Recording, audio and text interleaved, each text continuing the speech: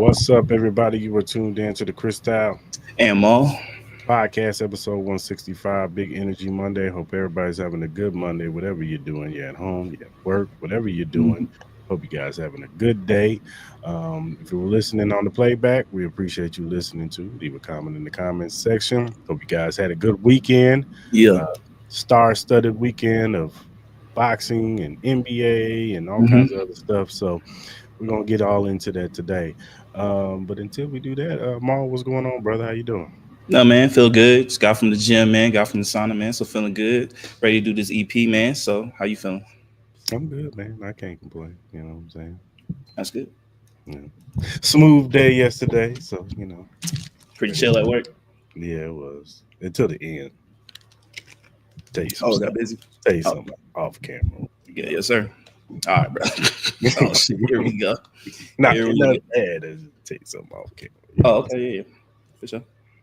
But all right, man. Let's get into it, man. Let's talk about the NBA, man. Yes, sir. Hold on. I just had it in my bed, y'all. All right. So we'll start with Thursday since we did the pod on Wednesday and we went here Thursday. So now let's do it. We'll talk about so the Knicks played the Detroit Pistons. In the first half, the Knicks were up by on a wide margin, but in the second half, the Pistons pulled together, got it tied up into the fourth quarter. But Jalen Brunson, he had 40 points in the game, but he had a clutch 3-point shot with probably 4-something seconds left on the clock. The Pistons weren't able to capitalize on it, but they end up pulling away 116-113, and they advanced to the second round while the Pistons end up going home. But what were your thoughts on that game? Man, it's the Jalen Brunson show, man. We saw it, man. We saw why how important he is to this team. He's probably one of the best clutch players going on right now, man. The last couple of years, man, he's kind of proven that he's a bona fide superstar. You know what I mean? He's not scared of the moment. You know what I mean? That pressure that Asur Thompson was doing on him that whole series. That last play literally just signified who he is as a player. You know what I mean? The way it wasn't like he even pushed off on that cross. Like that was a clean cross. Had my boy skating like he was Nancy Kerrigan all the way off screen. So but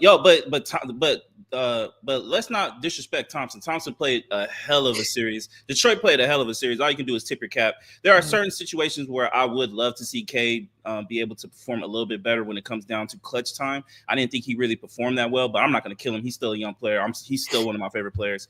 I think you just got to tip your cap off to what the New York Knicks did. They fought back. It seemed like they were going to choke that game off. But Jalen Brunson was able to show out and gear up for a big series with the Celtics that obviously starts tonight. But tip your cap off to Detroit. I don't think any Detroit fans should be.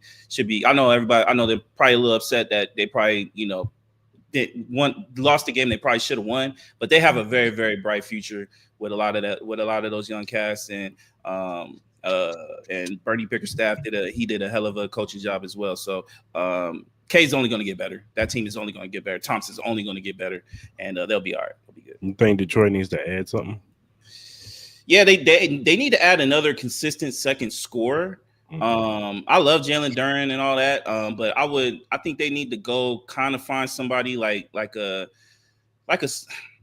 I'm not going to say Kevin Durant is going to go there, but a guy like Kevin Durant would be obviously humongous for a team like that. You know what I mean? Somebody that can help Cade not put so much pressure on him being the focal scorer, because then the defense can obviously key on him. Unless if Thompson can, generate, a consistent jump shot. I think he could be that guy, because I think he can be the Twins, because I know we're going to talk about a man here in a little bit, but those Twins can easily be true superstars. They could be one of some of the best two-way guys in the league.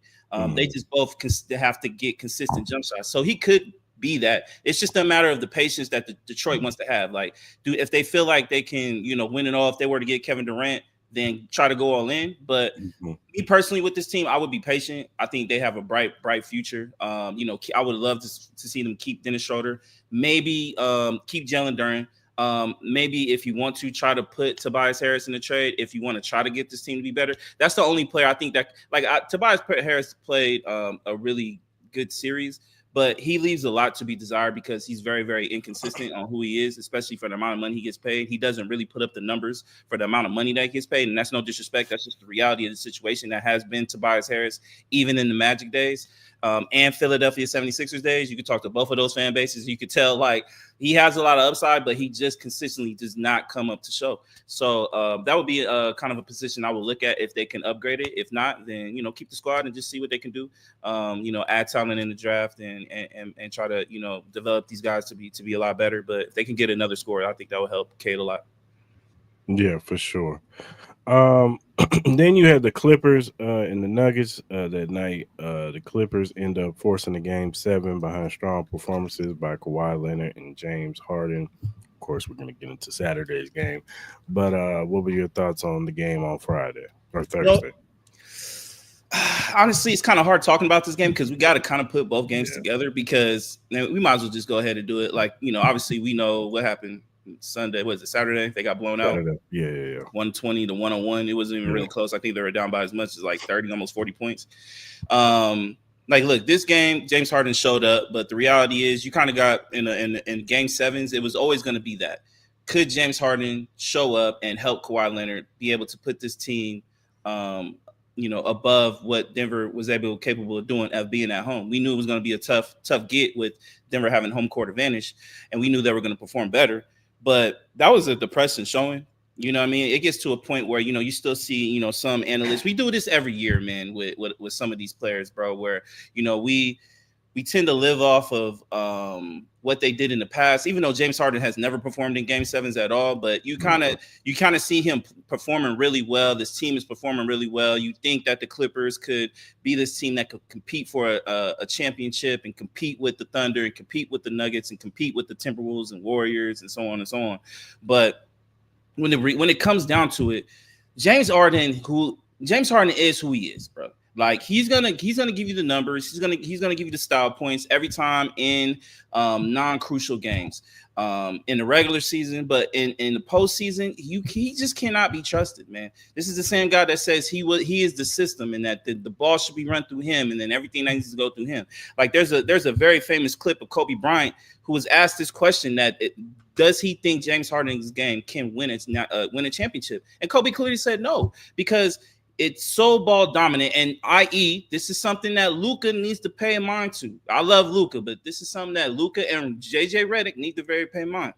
When you hold the ball, which is clear, Chris can see it, when somebody is so ball dominant, it's very easy to play defense against that. You know what I mean? Yeah. You're pretty much just, as long as you cover your zones, you're pretty much good. You can dictate where you want him to go. Now, there are some players, i.e. like a young James Harden, Luka Doncic, Kyrie Irving's, LeBron James's, Kobe's, you know, so on and so forth, that can get to their spots because they're just that talented. But still, it's so easy for them to play the defense. Like, there's going to be a lot of occasions where those guys are going to get their points. But it kind of nullifies everyone else around them. Like it kind of stalls the offense. People don't get in the rhythm, and you need those key players to kind of help you, you know, get to that next level. And, you know, I know a lot of people kind of say it's kind of funny that Kobe says this, but look, I know Kobe was ball dominant, but when he had players that and I think it all comes down to this too. You got to have players that you can trust as well. You know what I mean? Like you players know, like, look, we're always going to try to like put our best foot forward with the players that we have.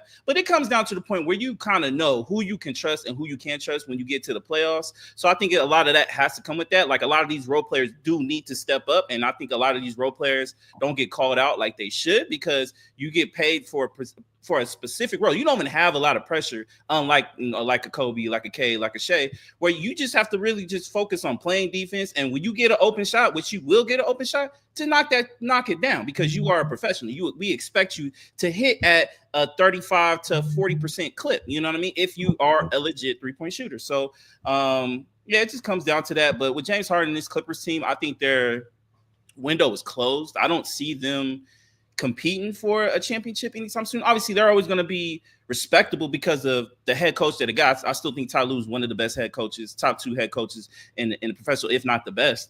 And obviously, as long as Kawhi Leonard stay healthy and James Harden stay healthy, they're going to win games in the regular season. But as far as like being true championship contenders going up against the Thunder who aren't going in a way, the Houston Rockets, the LA Lakers, a lot of these young teams, the Minnesota Timberwolves, a lot of these teams aren't going away, or are potentially going to get better. So depending on situations that go, like you got the Giannis situation, you got the Kevin Durant situation, you got the John Morant situation, Zion Williamson. There's a whole bunch of superstars that could potentially be moved. So where does that put this team? You know what I mean? They're just getting older. Like, they have a lot of old vets. They don't really have a true young superstar, which you kind of did with Shai Gilgeous-Alexander, but you decided to trade that away for Paul George, which is, you kind of understand it. Paul George at that particular time was a hell of a talent. You're pairing him with Kawhi Leonard. That's going to be a duo where you think at that particular time was going to be able to do something. But unfortunately, due to injuries, which we all keep saying about a lot of these players, it just is what it is at this point. And I know a lot of us hope that things would change, but James Harden is who he is. He's just not going to perform in these big stages. And it gets to a point where you got to start asking yourself, is he even worth the amount of money that we're giving him at this point? You know what I mean? Like, maybe it's time for the Clippers to start looking and developing young talent and start looking for the future and maybe potentially blowing this team up and resetting their books so they could potentially set up for the long haul. Yeah, you're going to have a couple down years, but try to regarner your draft picks. You know what I mean? I would seriously consider trying to trade Kawhi Leonard. I would seriously consider trying to, trade James Harden if you could potentially can do that, and try to keep your young assets. Try to keep your Ivica Zubac and because he's a young center. He's a great young center. But it's time. I think it's really time for them to really start asking, when is it going to be the time to really just start looking towards the future? Because there's nothing happening in the present time. Yeah, for sure. Then we could kind of group the Golden State Warrior game together too. Houston ended up, forcing the game 7, but it was kind of same thing with the Houston and not the Houston, but the Denver and Clippers series. They end up blowing them out in game 7. Houston didn't really show up. Buddy Hield had 33 points, including 9 3-pointers that propelled the Warriors to beat the Rockets and move to the second round. What was your thoughts on that? Man, this was literally the Buddy Hield show. No one really saw this. My man was 9 of 11 from 3-pointers. He had 33 points. Steph Curry, he didn't have a point until probably like the last couple seconds in the first half. You know what I mean? They were up by like 7 points. Draymond Green had a hell of a game. 16.6 rebounds, 5 assists. This is the type of Draymond Green that is going to be needed as far as like putting up numbers wise, especially in that next round. But man, this was a great showing from the Golden State Warriors. Very truly disappointing from the Rockets. The only person I'm not disappointed in is Amen Thompson. He was the only one that really showed up to fight for this team, and he's gonna be their future, bro. Like, he really is. That boy is nasty. Again, he has to get a consistent jump shot just like his brother. But if he can find that, this boy can be a superstar. This boy can be a all-star every year, man, because he's just that talented. But with this team, I was really disappointed in Fred VanVleet. I thought he should have took a lot more shots just because he was just on a heater he was pretty much the best player going on these last couple games, and I was pretty disappointed that he wasn't more aggressive.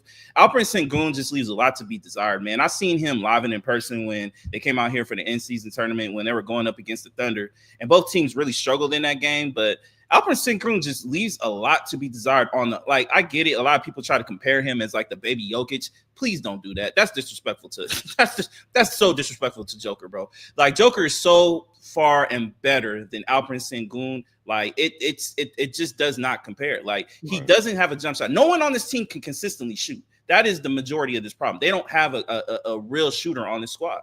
Like, Jalen Green, like, where are you at, bro? Like, because you have your moments where, like, he's so talented, it makes no sense why my man is only shooting 8 shots and getting 8 points. Like, that is insane. You were -6 and plus minus. Like, that is crazy. There is no, like, they needed you to be aggressive. You were aggressive. The games that you were aggressive, you won and got it to a game 7. Why would you not continue to be that? To me, that just shows you were scared of the moment. Me personally, it shows you weren't ready for the moment, which is wild. Like, go down swinging. That's my problem with some of these players. Go down swinging. No one's going to be mad at you because we get it. It's a make or miss league. If you shoot 25 times and you make only 10, okay, whatever. But you showed the aggressiveness that got us to this point. Just remain consistent. When you don't even do that, it just shows me, like, what was the purpose of you even putting on the jersey today? You know what I mean? So it's like if if you're Chiefs, you know what Patrick Mahomes can do. But if Andy Reid decides to run the ball 45 fucking times, you're like, why are you not shooting your shot with what got you here? You know what I mean? The whole season we're throwing the ball 40 times. My man's getting 3 touchdowns a game. We're winning. We're beating these motherfuckers by 17 plus points. But the biggest game we have to try to go to the next round, first round, you decide you want to run the ball 40 times when you know clearly these motherfuckers can't guard us in the pass. So like, it's like, why even put the headset on if you're not even going to call the correct plays, or if you're going to be scared to pass the ball, like Patrick Mahomes is going to just keep dunking when you have the deep post wide open. Like it's just very frustrating. So I if you saw my tweet, if anybody follows me, I said, congratulations, Jalen Green, you are now a Phoenix Sun. I truly meant that shit. Like, bro, you're not going to be on the Houston Rockets no more. And I don't know if Wifey's going to be happy you're leaving Houston to go to Phoenix or whatever potential squad, whether it's Memphis or something like that. Like, I think there's a lot of names you got to look at. You got to look at Kevin Durant. I know Brian Windhorst kind of talked about maybe that might not be the best fit. I think it's a really good fit. You got to look at cats like John Morant. Like, you replace John Morant on this team. We know John Morant's going to be aggressive. Now, the key thing with John Morant is, can he stay out of trouble and can he stay healthy? I think those are the two biggest things with him. But you got to look at him. You got to look at maybe if the Phoenix Suns are ready to move on, or if Devin Booker is ready to move on with his future. I think you got to look at that kind of situation as well. Hell, even I know I just talked about him, but maybe even try to put a veteran like James Harden. Like, yeah, we all know he's not going to show up in the goddamn big games, but at least, you know what? I take that back. Don't get James Harden. You know, maybe, you know what I mean? Just, they got to look at something, you know what I mean? Because this team presently constructed it's great young team, but unless if these guys get consistent jumpers, like, this team is just going to remain a second round exit or first round exit. Yeah, for sure. And then yesterday we also had the Pacers and Cleveland starting their second round series.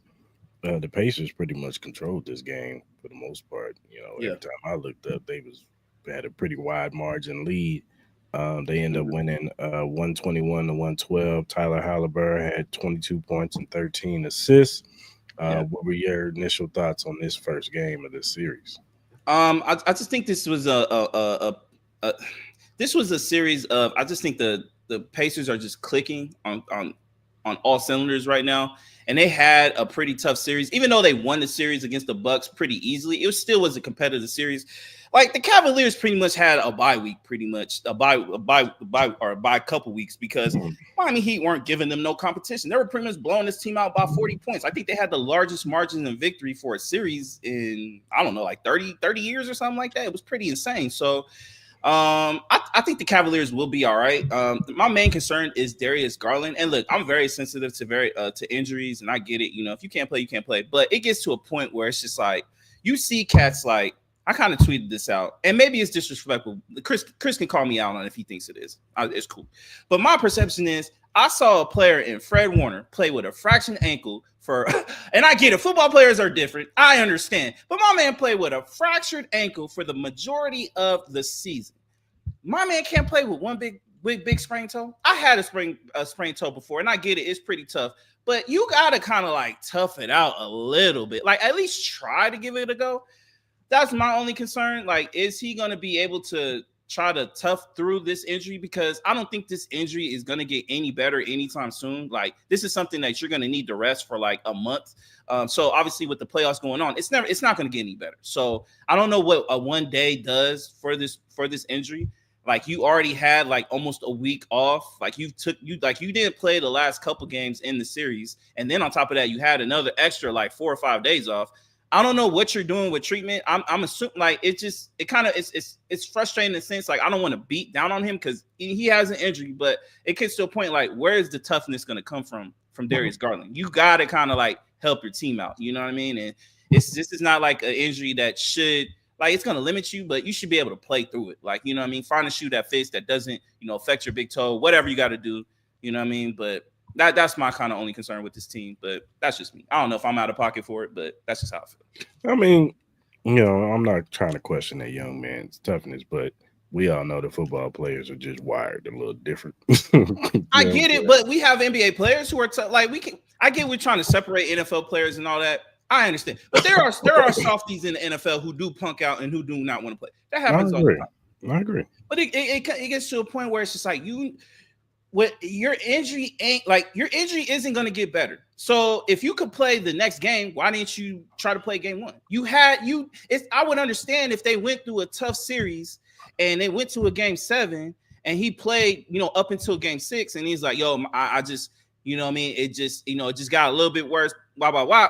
I need to sit out this game because, what I mean? I trust my team. I think we're the better team. I understand that.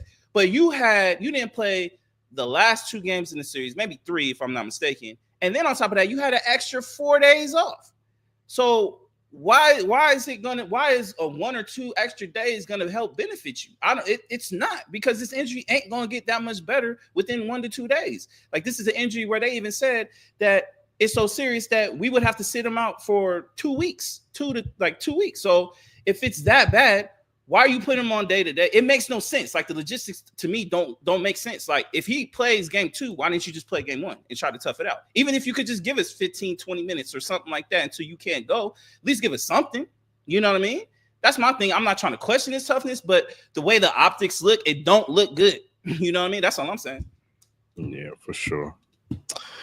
All right, man. Well, we got some more games tonight. We got the Boston and Knicks series. Yeah, so we got Boston Knicks series. We have the Timberwolves Warriors. We have the OKC Thunder and Denver Nuggets, and then obviously we have the Pacers and the Cavs, man. So who do you got in these series, man? Who you think is going to come out on top? Hold on, let me look at this again.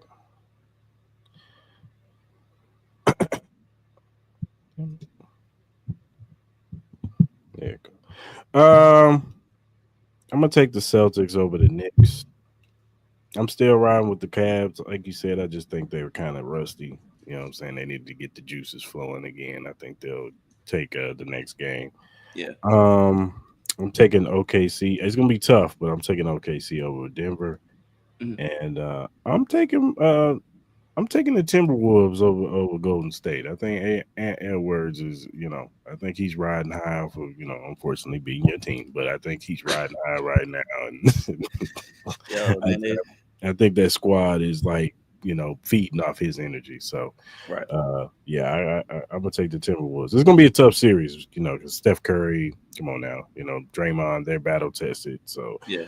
But I'm gonna roll with Minnesota, probably like Cavs and Pacers. I can see that going to like game 5 or 6. Okay. Celtics, I think they win like 4-1. Like, I think the Knicks take 1, and then Celtics win the other games. Mm-hmm. I think OKC. I think they'll go to like a game 6, and then Minnesota's. I think that series going to 7. 7.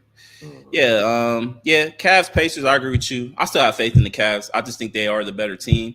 And I do expect Darius Garland to come back at some point in time in the series, which would definitely give them a boost.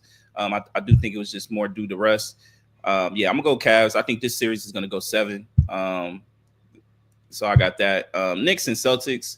I got the Celtics winning this. Like, Josh Hart and Mikal Bridges need to have a really big series if they want to kind of keep this competitive, man. Yeah. You know what I mean? I really think it comes down to those 2 guys. They gotta be consistent as far as like scoring and on defense. You know what I mean? Those are going to be kind of like the main guys, and OG. Those are going to be kind of the main guys that are going to kind of have like healthy rotations on Jaylen Brown and Jason Tatum. Obviously, the injury report did come out with the Boston Celtics where no one was on it, but you guys still think that Jaylen Brown is still dealing with the knee injury. Drew Holiday, he's still dealing with his stuff, and Jason Tatum, I know he's still dealing with that wrist, but obviously the performances that he's been doing lately really don't, justify that. But I got the Celtics winning. Like, if those guys don't perform, I think the Celtics sweep. If they do perform, I could see it going like 6. Thunder Nuggets. I think this is easy money for the Thunder. I respect the Nuggets and what they've done, but this is a totally different beast than what you guys went through with the Clippers. Like, what I mean? You're going to get waves of young talent that's just going to consistently D you up, play fast, play consistent, they're going to be. I really see. I think the series is going 5. I got the Thunder winning in 5. Honestly, out of respect to Jokic, I do give him one game because I think he will, break out one of those 30-point triple doubles and stuff like that. But the Thunder are too good, too deep, and then I don't trust Russell Westbrook. I don't trust Aaron Gordon against this squad. So that's just me. Timberwolves and Warriors. Hey, they didn't dub Ant the Legend Killer at this particular time. You know what I mean? Randy Orton now. Yeah, pretty much, man. They pretty much dubbed him that. This team, honestly, is just a bigger team. I get it. Some people think like obviously the play style that the Warriors do is a lot different from the Lakers, so it should help them out a little bit. You're gonna need a vintage Steph Curry series. If they want to have any shot of winning this. I just think if you get Julius Randle playing consistently like he did, Dante DiVincenzo, Jaden McDaniels, obviously with Anthony Edwards, and then if Rudy Gobert can play consistently dominant, like be a true big man. We're not asking you to get 24 points and 24 rebounds. We're not asking you to do that. But if you can just play big, play tough, there's no reason why the Timberwolves shouldn't win this series, and they shouldn't win it in 5, honestly. But I'll say it goes to 6 because I think Steph a couple big explosion type of games. But overall, I think the Timberwolves do get it done and move on to the conference finals. For sure. All right, man. Let's talk about the big boxing weekend we had starting from Friday. We had the Times Square fights in New York, where you had Teofimo versus Arnold Barboza, Devin Haney versus Jose Ramirez, and Rolly Romero versus Ryan Garcia. The first fight that opened up was Teofimo versus Arnold Barboza. Lopez, I guess you could say he outclassed Arnold Barboza. He was just too quick. Looked like he was a step ahead of him in every point. He was kind of messing with him, playing with him most of them rounds, but he pretty much dominated in boxing fashion. It wasn't a very exciting fight, but he did what he needed to do to get the dub. He ended up, one judge had it 116, 112, and the other two judges had it 118, 110 in his favor. What was your thoughts on this fight? Snooze fest. At the end of the day, I wasn't really impressed with Teofimo. There's a lot of dancing, a lot of gimmicking, a lot of just dumb stuff that wasn't really needed. To me, it doesn't make me want to see him anymore. Like, I ain't gonna lie, I used to be a big Teofimo years ago, but with all the antics and all the inconsistencies and just you don't know what you're gonna get from this man. I just don't think it's worth it for him even be on pay-per-views no more. It's just not. It gets to a point where it's just like, I don't know. I wasn't really impressed with it, man. It didn't really do anything for me. But congratulations, Sam. I will say this: if he does end up fighting Boots, I think he's not going to do this against Boots. So, do you know? Do you know? Do you really? Do you know? The thing about Teofimo, I will say this, is when he's fighting somebody he knows that he can't mess around with, he tends to rise to the occasion. When he fights guys that he fights to the level of his competition at times, like that's the problem with Teofimo. Like he doesn't know how to just get the. I don't want to call Barboza a bum. He's not a bum, but he's not a known name where you're like, you got to watch out for this guy.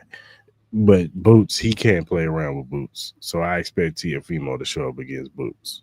Do I have him winning? No. But if he's fighting Boots, he can't do what he did on Friday at all, or he's going to get beat the hell up. I feel you. Like, I used to say the same thing, but it gets to a point with me where I kind of believe what I've been seeing, dog. Like, do I even think he even deserves a Boots fight at this point? No, I don't even think he even deserves it at this point. I get people want to see it, you know what I mean? But I don't know. Like, that's just me. I think Boots would benefit more from the Teofimo fight because Teofimo has a name. I know that, I know what you're saying as far as his boxing, but as far as the cachet, the leading up to the fight, this is what Boots needs. If this is what it's going to take for people to see him, to get that, oh, this dude's a superstar. You know what I'm saying? Because it's still the casuals still don't know who Boots is. We know who Boots is. Yeah, absolutely. Yeah. So if he fights a Teofimo, I think Teofimo can bring that out. You know what I'm saying? With the trash talking, with all that leading up. You know, one thing I'll give Teofimo, he's going to sell the fight. One way Hey, or nah, another. he'll do that. Yeah, for sure. Like the gimmicks and all that. Yeah, for sure. Mhm. How would you see that fight going? Like, you got Boots winning. How would he win that fight?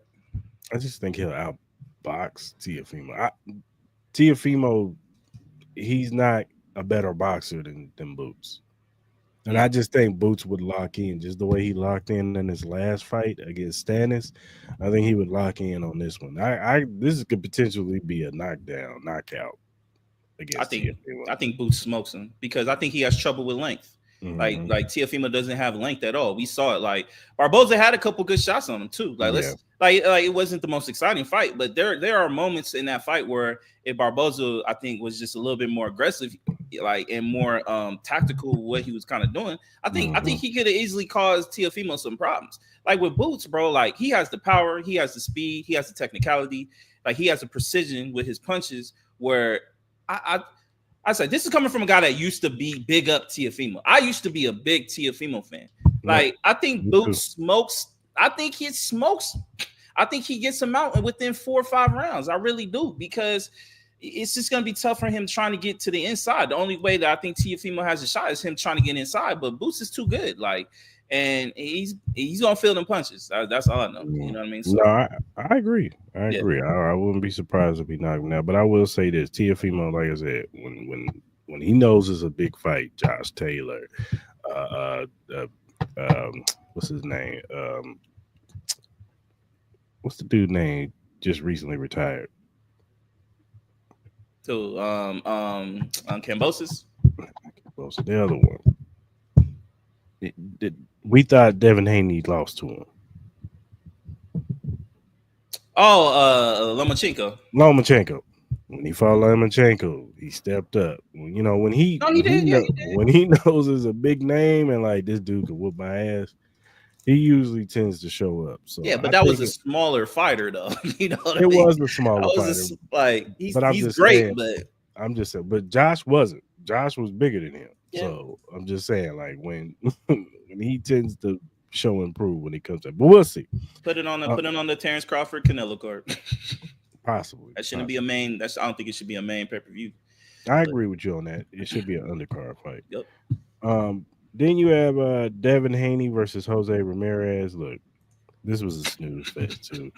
Jose Ramirez needs to retire. His best days are behind him. He once was a good fighter, but is just no longer. And Devin Haney, he knew that. He knew he was slow, so he used his speed. He moved around on him. Yeah. Did a typical Devin Haney fight where he just jabs you to death, pop shots you, and moves around. And this fight was boring, but he ended up winning. 2 judges had it 119-109. The other judge had it 118-110, which pretty much what it was. So, what was your thoughts? No, I agree with you. Total snooze fest. Again, this wasn't really like it was a Haney fight, but it wasn't an impressive fight at all. You know what I mean? Especially coming off the loss with Ryan Garcia. And, I know there's a lot of, people talking like, Garcia was on steroids and all that, but it's still perception in the eyes. Still didn't look good at the end of the day. I don't know where Devin Haney goes from here. You know what I mean? Like, you are kind of low-key kind of saw the disrespect and, kind of how, like, they really weren't bigging up his fights. I think I heard a lot more about the Teofimo fight and the Ryan Garcia fight more than I heard about the Devin Haney fight as far as, like, the build-up to it. And then, obviously, his personality doesn't really sell fights. I'm going to be honest with you. It really doesn't. I just don't know where he goes from here. Obviously, there are a couple fights that he could have. You know what I mean? Obviously, Shakur Stevenson, stuff like that obviously would bring a lot of attention to him. But like I said, I agree with you. Just wasn't impressive. But congratulations to him on the win. And yeah, I agree. He does need to retire. If Devin Haney, because look, and we'll talk about Ryan Garcia in a minute. Yeah. If he wants to get back into the good graces of people, I think he should fight Brian Norman Jr. That should be his next fight. If you're fighting at 140, because he's fighting at 147, Brian Norman Jr. is a 147 champ. So go and take his. I think he would. The thing is, would Brian Norman take the fight? That's the question. But I think that would be a good fight for both of them. Because if Brian Norman is for real and he beats a Devin Haney, say what you want, Devin Haney's the bigger name. Why would you think Brian Norman would take the fight? Because he didn't want to take the fight against Boots. But Boots is different from Devin Haney though. I understand. Like, no boxer should fear, but I would understand that kind of like pause a little bit more so than a Devin Haney. Like Devin Haney, you should look at him and be like, oh yeah, that's light work. That's light work. Nah, I hear you. Nah, but like I said, I'm sure Brian would probably sign off on it, but because he's the more natural 147. He's been at the weight class, so it's more so Devin Haney coming to him to fight him. So, but I think that should be the next fight should be made for both of them. If Devin wants to get into the good graces of people, and he has to be impressive, of course, in that fight, but that's the next fight on his plate for me. I'm with it. Then you had Rolly Romero versus Ryan Garcia. Rolly ended up beating Ryan Garcia surprisingly. Everybody had Ryan Garcia set to win this match. Poor Rolly. They said they didn't book him a hotel room. They didn't book him nothing. His interest, nothing. They said they just left him out there, man. But shout out to Rolly. He got a knockdown in the second round, and that's what dictated this fight. After that second round, Ryan Garcia did absolutely nothing. Absolutely nothing. He was scared of that power, and this was the same way it happened in the Tank fight. Once he felt that power, he would not let his hands go. Yeah, he was scared to hear them punches again, and Rolly was getting them off on him, and it wasn't the greatest fight, but yeah, Ryan he could never get a rhythm. He only had 54 punches over 12 rounds. That's bad. That is That's terrible, not good. And shout out to the trainer. I don't know what it is with me forgetting names, but his trainer was pissed off most of the match. I wouldn't be surprised if they go their separate ways, because he kept telling them, like, dude, move around on him. Like with Rolly, you gotta get Rolly moving. Rolly does not fight good moving. But if you're gonna stay in front of him and give him a stationary target, Rolly will take that all day, every day. Yeah. Because he's not an athlete. He's not athletic at all. But Rolly can punch, and he has one of the hardest punches. Tank Davis told you, like, look, man, I had to get him up out of there because I was starting to feel those punches. Like, it hurts. Yeah. So that's always, and I've always said that about Rolly. Rolly don't know how to set up his, even in this match, he was just swinging that right hand, that right hand wildly, trying to get a knockout. Yeah, because he don't know how to set it up. But Ryan is just standing in front of him, so he didn't have to set him up. So yeah, it is what it is. I don't know where Ryan Garcia goes from here. I don't know. I really don't. I have no desire to see him and Devin Haney at all. I know they might probably set it up anyway, but I have no desire to see that match. Yeah, I ain't gonna lie. I was one of the ones where I was like, I don't see Rolly winning this fight. But hey, my apologies to Rolly. I'm gonna be the first one to be own up to my, I was wrong, bro. Like, you were the better fighter. I agree with you, man. I don't know where Ryan goes from here. You know what I mean? Like, he's kind of lost a big chunk of his fan base just with all of his past action. It doesn't seem like he gets the same kind of buzz anymore, just because of all the, Kanye moments that he had. You know what I mean? The last year or two. So. This is kind of like a big moment for him, coming off, everything that was going on. It seemed like he kind of like had a little bit more control of his emotions and just was a little bit more self-aware of what everything was going on. But yeah, I agree with you, man. The moment he got hit with it's very identical how Ryan Garcia gets knocked out. Like, there was a clip of him and Rolly sparring, and it's literally the same exact punch. Like, it's always the same exact punch where you see Ryan Garcia have real difficulties with. So I don't know where he goes. Do I think they do the Devin Haney fight? I think they do, just because I think Devin Haney wants to kind of get his lick back in a sense. So I think he's going to try to force that. Yeah, it may not be the most exciting fight that a lot of people will want to see, but it may be something that Devin Haney needs to do, especially if he doesn't get, let's say, the Brian Norman fight that you kind of suggested a little bit earlier. Maybe it might be the route that he goes. But as far as overall with Ryan Garcia, yeah, I might have to say it, man. This might be the end of his superstardom in boxing. Like, you know what I mean, just him being the eye of the show.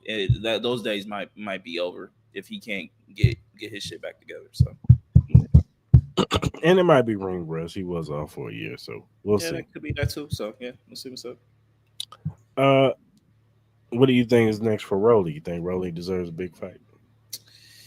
Uh, I guess you kind of got to give it to him. I guess in a sense, Do you you know, think some he should people, fight Devin Haney next? yeah, that might be a situation where they might do that. You know what I mean? Devin Haney, Rolly Romero, because that was kind of like the whole perception in this fight. Both of Haney and Garcia win. That would have been the next fight that would have happened. So I wouldn't be mad at it. You know what I mean? If people want that fight, I think we should have it. I don't know how the interest level you would have in that fight. With a Rolly fight, it's always entertaining, I guess, in a sense, just with his personality and you know, obviously the shit talking that would probably go back and forth with him and Haney. I would watch it. I think it'll be entertaining. I don't know what you would get, honestly, out of that fight. And I think that would be kind of the allure of the fight. You don't know how that boxing fight will go. If it would get reckless, if it would be a boring fight, or if it would be an exciting fight. You know, obviously, you know, you talked about how Rolly doesn't really set up his punches. Like maybe, you know, you just don't know. So maybe that might be the lure of it. So Maybe we'll see. It'll be interesting to see if he could dodge those power punches if Haney can. So, then we go to the next night, Saturday, ride of season. Shout out to the Excellency. Um, you had Martin Bakoli versus F.A. Ajigba, the two Nigerians going at it. I didn't get to see this fight, but I heard it oh was yeah, I a watched it. controversy. Yeah, I watched it. You know, some people are saying Bakoli got robbed. Some people are saying Jigma did enough to win, but it came down to a draw. What was your thoughts on this fight? I low key think Bakoli did win this fight. I think Ajagba did a great job. You know, I mean, there was a lot of punches where I think a lot of cats are out of there. They're out of there, but you just saw the physicality with this matchup. It was a very entertaining match. Do I think it deserved to draw? No. I think somebody deserved to win this fight. Me personally, I would have picked Bakoli. If people had a Jabba, I wouldn't be mad at it, but I personally had Bakoli winning. I wouldn't be mad at a rematch if they wanted to get this thing going again. I think that's well deserved, and hopefully Bakoli can get the win because I definitely want to see that Parker rematch. I think he can give Parker a run for his money with that. But yeah, man, it was disappointing to see the draw. I didn't think that fight deserved a draw. I thought that fight really deserved a winner. Okay. Yeah, Jamie Munguia versus Bruno Soros. This was a rematch from him getting knocked out in the first match. He was dominating in that match, but he ended up getting caught, get knocked out. This time, you could tell he had a little bit more of a tactical strategy, stay away from those punches, and he ended up pulling it out, winning 116, 112. The other judges had it 117, 111. What are your thoughts on this fight? I didn't get to see too much of this fight, but I'll say this, man. Congratulations to Munguia. Obviously, that loss seemed like it was pretty devastating, but for him to be able to get that lick back, I would have much liked it if he would have got his lick back by a knockout. But fortunately, he got it with a unanimous decision. So, you know, congrats to him. I don't know where he goes from here. He's another fighter where he's just kind of like in a weird position. You know what I mean? Where I don't know what would be the best fight for him. I don't know what the draw is for Munguia, you know what I mean, as far as like a hype, but he needs Belonga really bad. I know him and Berlanga, Belonga has a fight coming up, but he's already signed to one. But that's the next fight for Jamie. Those two need to fight. Yeah, and Belonga's gonna sell the match because you know Jamie's not much of a talker, but I do think that those two need to fight each other. Yeah, you know, you get the Puerto Rican Mexican matchup. Those are always big hype matchups. You know what I mean? So, yeah, no, I can see that. Yeah, I'm not mad at that. So maybe if not, I forgot when Berlanga fights, but if not by the end of this year, top of next year, those two should fight each other. I think that would be a good fight for both of them. I agree with you.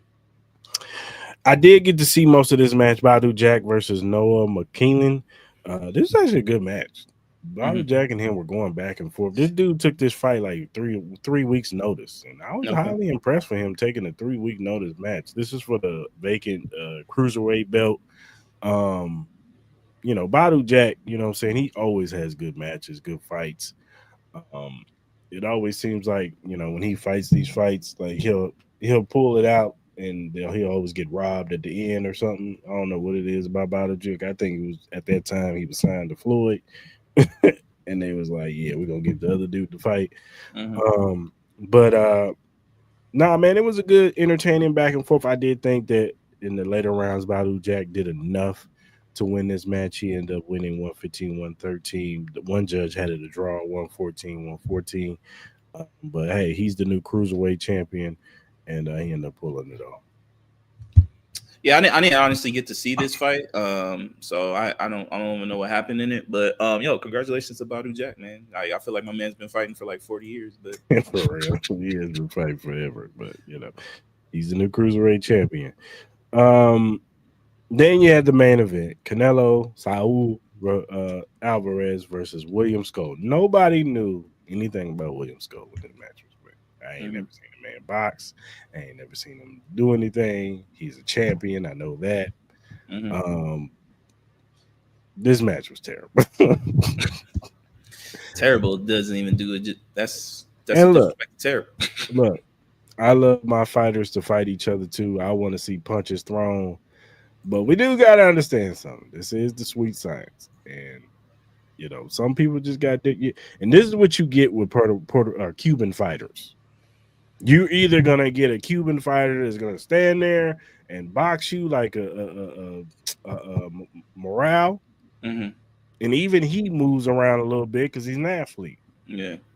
Or you'll get a Lara. Lara was like that too. That was the knock on Lara was, yeah, he could box. You know what I'm saying? But he don't throw a lot of punches. You know what I'm saying? And that's what these Cuban fighters do, man. They move around a lot. They're not gonna just sit there and be stationary. You know what I'm saying? That's just not how they are. Mexican fighters are different. They're gonna stand face to face, forehead to forehead, and see who can knock whoever out. That's just how they fight. That's why they tend to have better fights, and people love watching Mexicans fight because they're gonna sit there and bludgeon each other until somebody get knocked out. Yeah, or, true. You know what I'm saying? Or go to the 12th round and both of them got both eyes shut, and we'll see who won. You know what I'm saying?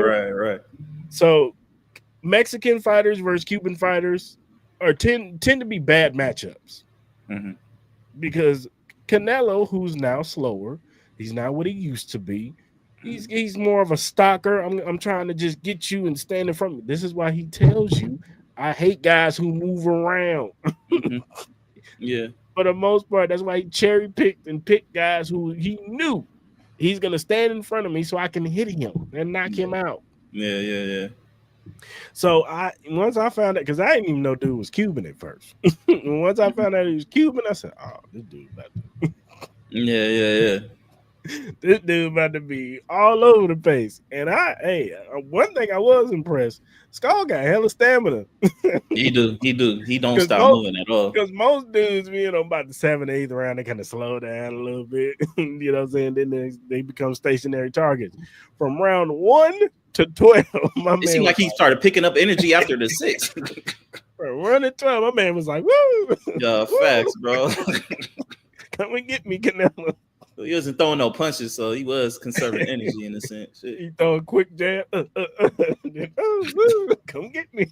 He's just playing hide and seek with my man. Hit the suavemente on Canelo. So, but look, man, two things can be true. Yes, but my man kind of running around a little bit. Yeah, but hey, man, Canelo, man, you the veteran, man. You gotta learn to cut the ring off, player. Yeah. You gotta learn to cut the ring off, fam. You know what I'm saying? It is what it is. You the man. You know what I'm saying? You think Bud Crawford couldn't cut that ring off and beat dude up? I bet you could. Crawford moved too, so like he'll stand with you, but he moved too. This fight was beyond ass. I think the consensus is no one wants to see Skull fight ever again in life. No one wants to see him no more. And look, man, I'm not gonna beat him up too much, but we all know what it was.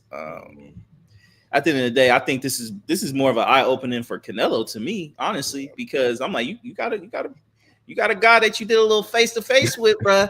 I saw, like, look, I ain't gonna lie. That little smile he had in the ring, to me, that was the same shit he gave the arrow spins. It's like, bro, you understand that I'm about to work you, my boy? Like, and then, honestly, Terrence Crawford looked like the bigger fighter when He did look bigger than Canelo. I'm like, bro. He was kind of towering over Canelo. I'm like, I'm going to be honest with you, bro. Like, you know, my prediction was I think Crawford, and I've told this to everybody. I think Chris can even vouch for me. I've said that Crawford is going to dog walk Canelo. I have said that, and I'm gonna be honest with you. This fight just makes me even more. You can add another 100% on to the 100% I believed on before. And obviously, I think we're gonna get a better Canelo because I think he's gonna probably take that fight a lot more serious. A lot more serious, but. Let's be honest, bro. Terrence Crawford is a different beast, bro. And then I just think Canelo's just too old, bro. He don't even move around the same. I think he's an easy target now. The crazy part is Crawford is like 4 or 5 years older than Canelo. Yeah, he is. You know what I mean? But I wouldn't hit them by no age. Terrence Crawford is a freak athlete, though. He's like one of those athletes where I think he's like on LeBron James status, where I think a lot of people don't understand like how powerful that man is. Like if you've seen him wrestle, if you've seen him do like some MMA, that is a powerful, like he's a strong, he really country strong, bro. Like he really is, bro.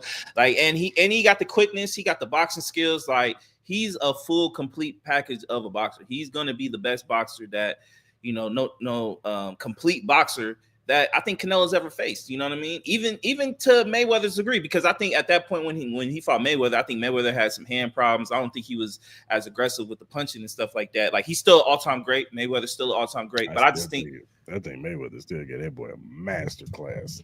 Yeah, for real. He did. You know what I mean? I'm just talking about just the power. Like he don't have the problems with the hands. I'm not saying like anything to disrespect. I'm just talking about just right now in the moment that Terrence Crawford has no problems with him whatsoever. Like he don't have hand problems. He doesn't run away from the fight. Like he can move, he can jab, he can stand there in there with you and punch you to, you know, and you in a coma. You know what I mean? So I just mean that in that sense. No disrespect to Mayweather. I think he did an ultimate masterclass on Canelo, a younger Canelo at that. You know what I mean? And he was obviously older at the time. So I'm not disrespecting the performance. Please don't get me wrong. I'm just talking about. I know you wasn't. I was just, you know.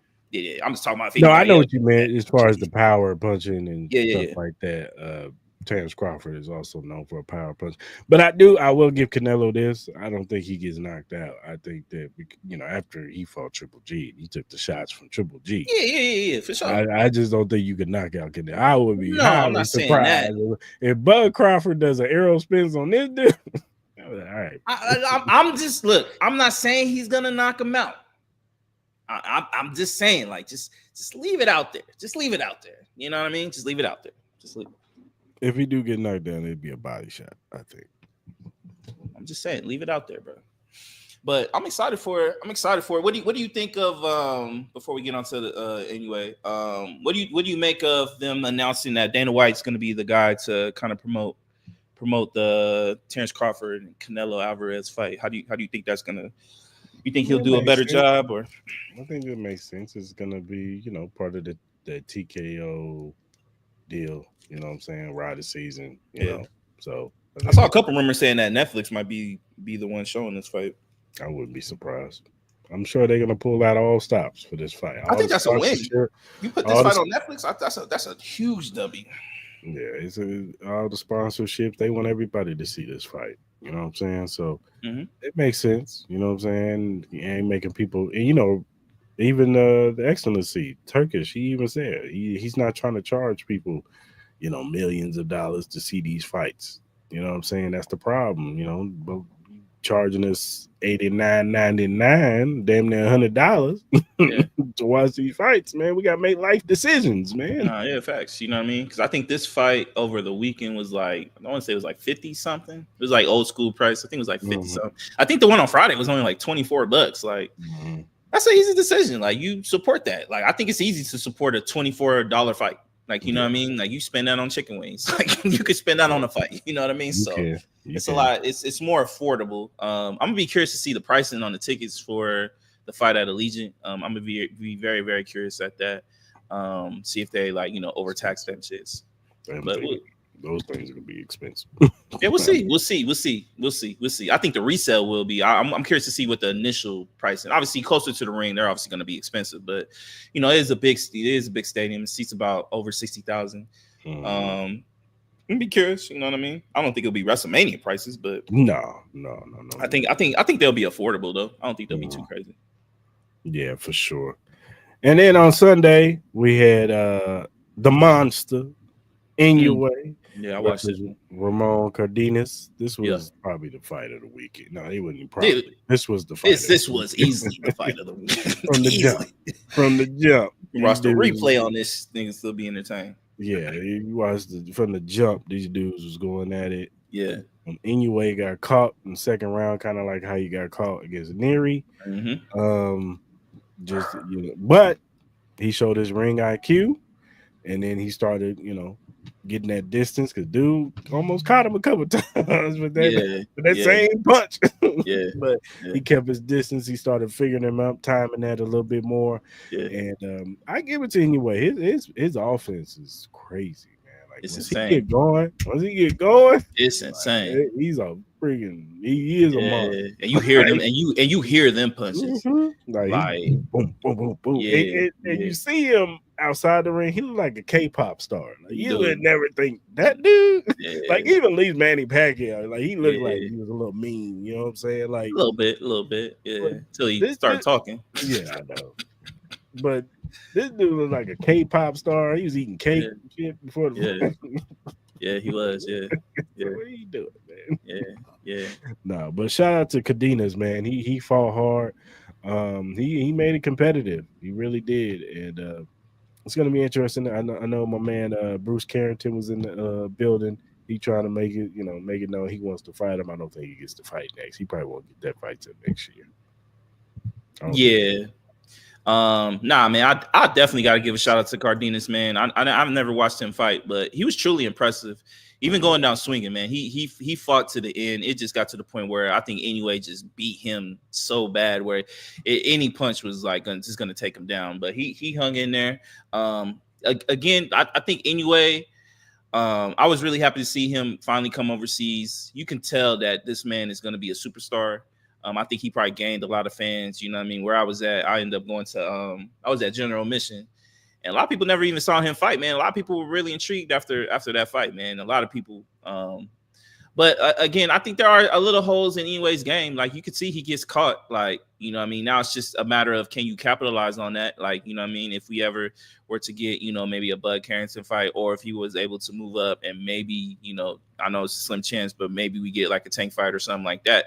I think obviously you gotta stay away from Tank. Yeah, no, he definitely needs to stay away from Tank. But I'm just saying, I'm just saying hypotheticals. Obviously, if we were to be lucky enough to get that fight, I don't know. I think it's a very small percentage chance that we ever do get that fight. But if we were to happen to get that fight, I think that would probably be one of the most anticipated fights. I think Tank does win that because the way Inoue gets caught. Homie's going to sleep. You know what I mean? Especially with a Tank fight, a Tank punch. But it would be interesting to see that. I would hopefully we can get that. But at the end of the day, I think Inoue is going to be a true superstar, man. He's definitely you can see the Pacquiao-ness in him, as far as like the flurries, the preciseness with the punches, the awkwardness in the punches.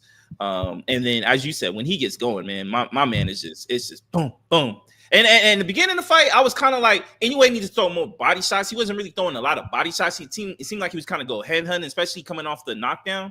Mm-hmm. But then I think once he got comfortable and I think he started getting his bearings back, that's when he started going body. You know what I mean? Started hitting the uppercuts, swinging the right hooks, hitting with the lefts, jabs. Like he brought out the whole arsenal. That man has everything offensively. Whatever pocket offensively, he has that. You know what I mean? He's definitely a Swiss Army knife as far as on the offensive side. Power, precision. That man is a must watch, man. Anytime you see Inoue coming up, you gotta watch that fight, man. And are you concerned with his chin? I think he responds well. I think it's just the first initial, like when he's trying to like feel cats out, like he has his moments where he gets caught.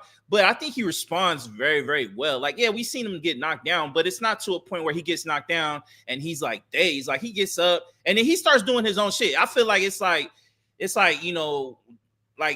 Popeye eats his spinach, like he gets hit real hard. Like, all right, I'm up, I'm ready. All right, let's go. You know what I mean? So it's like, do I have a fear of his chin? Maybe with certain people, like let's say if he were to fight Tank or something like that, because I think getting hit by Tank is totally different than getting hit by a Cardenas. But at the same sense, I still have confidence in him. I think he responds well off of it. Like, I've never seen him, have trouble coming off a knockdown. So he can't get knocked down yet for sure, but I think the responses have been pretty impressive. What about you? Do you have a concern with his chin? Slight concern. Yeah, it's kind of like that. Yeah, because I've seen it happen twice. Kind of in a row. You know what I'm saying? So it's just kind of like just something to kind of put a pin in. Like, absolutely. Like people, boxers see that. Like, but Carrington probably sees that. Like, all right, bro. You know what I mean? But again, I said like them punches that Inoue hit. It's kind of like the same thing you kind of said about Rolly Romero. How Tank kind of says like, yo, I got to get this cat out of here because if the moment you get him down, you better stay on his ass because the moment he gets his bearing back and he figures you out, like he gonna wear you out. Yeah, because the thing about Inoue and particularly in this fight is just he overwhelms you with his offense. Yeah, he don't get tired. I've never seen him get tired at all. No, some of the best are like that. That's what made Pacquiao so great was from round 1 to 12, he's just going like overwhelming you with his punches. That's when you knew Pacquiao was done. I knew Pacquiao was done when he was in the 8th round. And I was like, oh yeah, it's over. He done, man. It ain't no more. Yeah, for sure. Hard. Yeah. Anyway, what you feel about Pacquiao fighting Mario Barrios? He need money, bro. I think that's just what it is, bro. He needs some money, bro. He must be running for politics again or something. You think Mario's got the fix in? He taking a dive? I don't know about all that. I'm not gonna sit here and try to like assume anything, but I know this is definitely a money thing, and he definitely needs some bread because there's no reason for him to come back and fight, man. His legacy is already sealed, and I don't understand the purpose of this at all. So I don't want to get to a situation with Pacquiao where it kind of becomes a Roy Jones situation where we see him taking scary hits and he getting knocked out for unnecessary reasons. You know what I mean? Like it gets to a point where I think a lot of us appreciate Pacquiao for what he did for this sport, man. I think he's probably one of the most likable boxers of all time.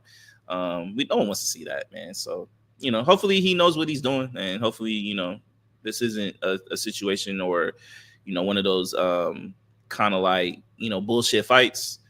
Like if he wants to fight, make sure you're doing it for the right reasons, though. You know what I mean? Just don't do it just because you have to, Yeah, for sure. All right, man. Let's give a quick commercial break and we will be back. Introduce yourself to Magnet, the ultimate sports drink. Are you ready to take your performance to the next level? Do you want a sports drink that eliminates the muscle cramps and fatigue when working out or training? Meet Magnet, the sports drink designed for athletes who refuse to settle for mediocrity. It's power-packed electrolytes and rehydrates and restores balance with their scientifically formulated blend with magnesium that fights fatigue and boosts endurance. It has natural ingredients made with real fruit extracts and no artificial colors or flavors because your body deserves the best. It has delicious flavors like mixed fruit and watermelon that keep you revitalized and ready for action. It will boost your performance with essential vitamins and minerals. Magnet fuels your workouts, helping you crush your goals. Join the Magnet movement whether you're training, competing, or simply staying active. Magnet is your go-to refreshment for peak performance. You can order it now on our direct link at drinkmagnet.com. Also, use promo code Cris Mal to get $5 off your purchase. So don't wait. Again, that promo code is Cris Mal to get $5 off your purchase. Get Magnet, push your limits, fuel your passion. And we are back. All right. Gregg Popovich is stepping down as head coach of the Spurs, and he will be remain president of operations. Mitch Johnson, who took over for Popovich when he had the mild stroke in November, has been named the official head coach of the Spurs now. What are your initial thoughts on this? And Do you think this is a good move? Yeah. If you were obviously today was the first day everybody's got to see Gregg Popovich live in person. You know, he had a press conference today, and you know what I mean, after him suffering a mild stroke, you could kind of tell, man, it was time. You know what I mean? You could tell, you know, some of the struggles he was having seemed like he was struggling to walk. I'm very, very, very happy that, you know, he's healthy, that he's in good spirits. You know, he made a couple jokes. He's not the head coach anymore. He's El Jefe now. So I thought it was an excellent move for him, especially for him and his health. I know he's been dealing with a lot, you know, with the passing of his wife and now the stroke. And you know, Pop, you know, he's always been known as this kind of like hard guy on the media. He seemed like he was kind of like this mean old burly man, you know, who was always like, you know, argumentative to the media and didn't want to do it. But you know, I mean, like you see a lot of stories about Gregg Pop. He's a really good dude. He's really one for people. He's really one for love and, you know, being honest and being there for everybody. You know, I mean, you see the passion that a lot of his players have with him. You know what I mean? A lot of people look at him as like a father figure. You know what I mean? He's meant a lot to, you know, the San Antonio community. You know, I got family that live out there. And, you know, he's a very important part to that community and the NBA community as a whole. He's one of the greatest coaches of all time, if not the greatest coach of all time. You know what I mean? It's sad to see him go, but at the same time, he's left a long impact and he deserves to go out any type of way that he wants. I think he's going to do a great job being president of operations. You know what I mean? That whole San Antonio Spurs organization's in a great place. A very classy organization. You know, you got Victor Wembanyama, and you know De'Aaron Fox, and you know what I mean. You got a lot of these cats that are great players. So yeah, man, Gregg Popovich is one of one, and I'm happy that he's healthy. I'm happy that he's in good spirits, and congratulations to him to his retirement. And hey, congratulations to the Spurs, man. You know what I mean, for them. You know, finding a way to keep him around the game that he loves, because I'm sure he also needs to be around it at the same time. So congratulations to him, man. I'm happy for him. Yeah, I will mimic those sentiments. Gregg Popovich, to me, is one of the greatest coaches of all time in NBA history. You have to mention his names up there with the Phil Jacksons and the Red Auerbachs and, you know, guys like that, you know. Mm-hmm. He and you know, like you said, he's been presented as this, you know, mean, tough coach, but I've always looked at him as a player's coach. You know, I've always looked at him as, you know, he's always, and even like, you know, stuff that's going on in the world, he always speaks up. You know what I'm saying? Even, you know, everybody was tripping about the Black Lives Matter movement. He was front and center supportive of it. You know what I'm saying? And any other movement that's out there, he's always very supportive. He's always free of, always, you know, speaking on, you know, equality and, you know, things of that nature in this world. And so, you know, I always have an appreciation for Gregg Pop, not only as a coach, but as a person, man. You could tell he's a really good dude off the court. And he's one of the greatest coaches to me. So I have nothing but, you know, endorsing stuff for Gregg Pop, man. And he's coached some of the better players in this league, from Tim Duncan, Robinson to, you know, Kawhi, Towner Parker, Kawhi Leonard. Like he's coached all those guys. He's got the championships too on his mantle. So he's kept the Spurs, even when they're down, he still keeps them afloat.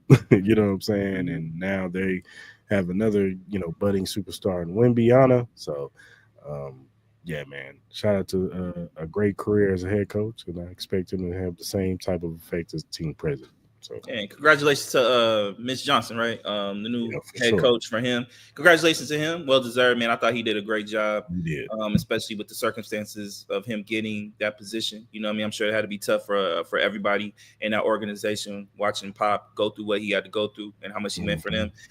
You know what I mean? He held it down. And even the whole situation with Victor Wembanyama, you know, and him going through the blood clot and all that stuff, that organization has gone through a lot. You know what I mean? But there's brighter days ahead for that organization, because you got an ultimate talent, and then you're also in the running to get another ultra great talent in Giannis Antetokounmpo. So, yeah, I think the Spurs are going to be around for a very, very long time. And they're going to be one of the prime destinations for a lot of these free agents, man. If you want to win championships, that might be the team to go, man. The Midwest is really killing it right now with the Oklahoma City Thunder and San Antonio Spurs, man. Those teams might be the top 2 teams in the West for the foreseeable future here in the next couple of years. Yeah, for sure.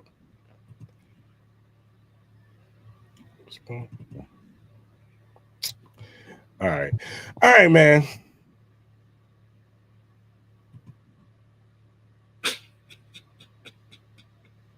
Miles laughing because he sees my face and he knows why. I'm mad at all the emojis too. You know what I mean? Yeah, man. Yeah, you got delayed again. No, you got delayed to May. What? No. I'm about to read this statement from Rockstar. Hi, everyone. Grand Theft Auto 6 is now set to release on May 26, 2026. We are very sorry that this is later than you expected. The interest and excitement surrounding a new Grand Theft Auto has been truly humbling for our entire team.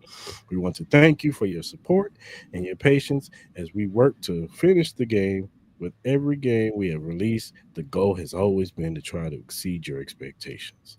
And Grand Theft Auto 6 is no exception. We hope you understand that we need this extra time to deliver at the level of quality you expect and deserve. We look forward to sharing more information with you soon. Sincerely, Rockstar Games. What are your thoughts, sir? Yeah, is it disappointing? Like it's been almost 13, 14 years since GTA 5 came out. Somebody kind of said that, GTA 5 came out when PlayStation 3 came out, and then now we probably won't get GTA 6 until PlayStation 6 come out. So that's 3 generations of consoles, and we haven't gotten anything. Was it expected? Yeah.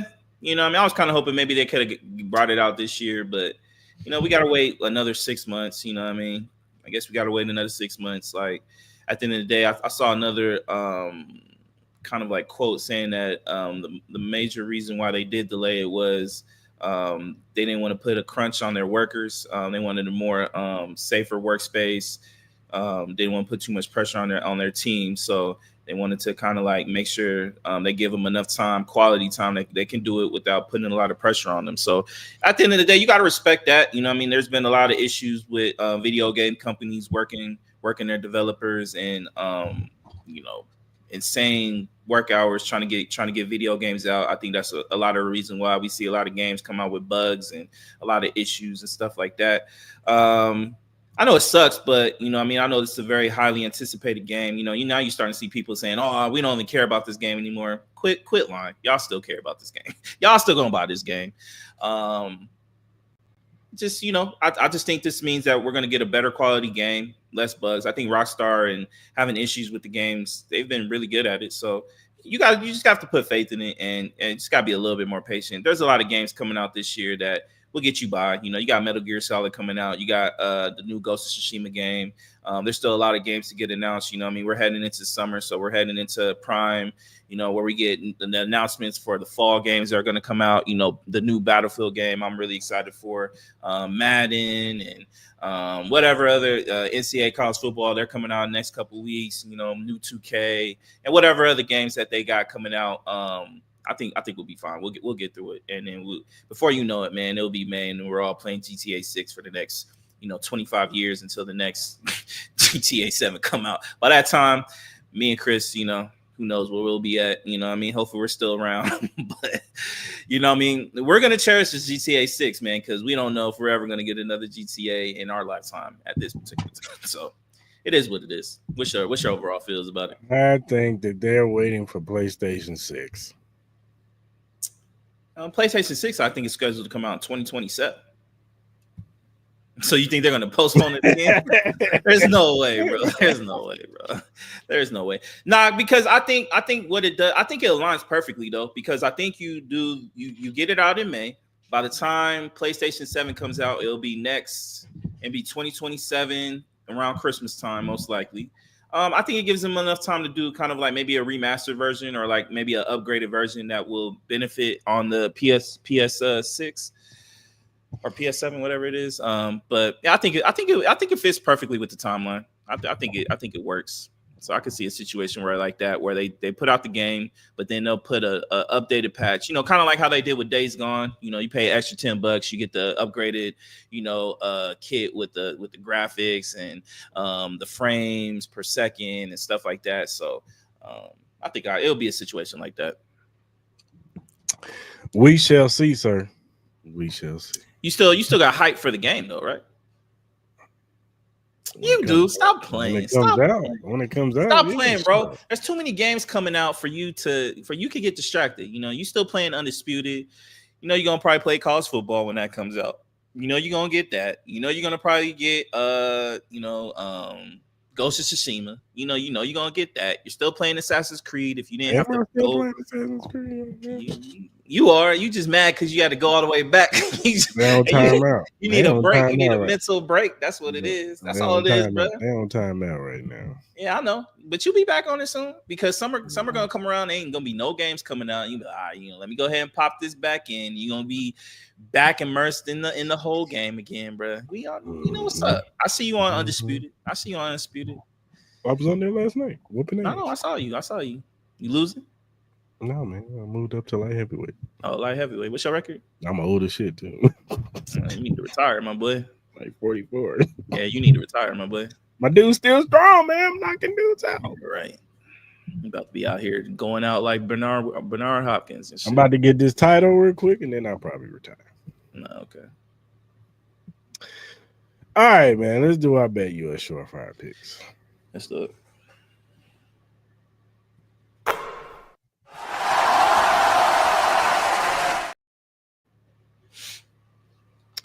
All right, man. What you got?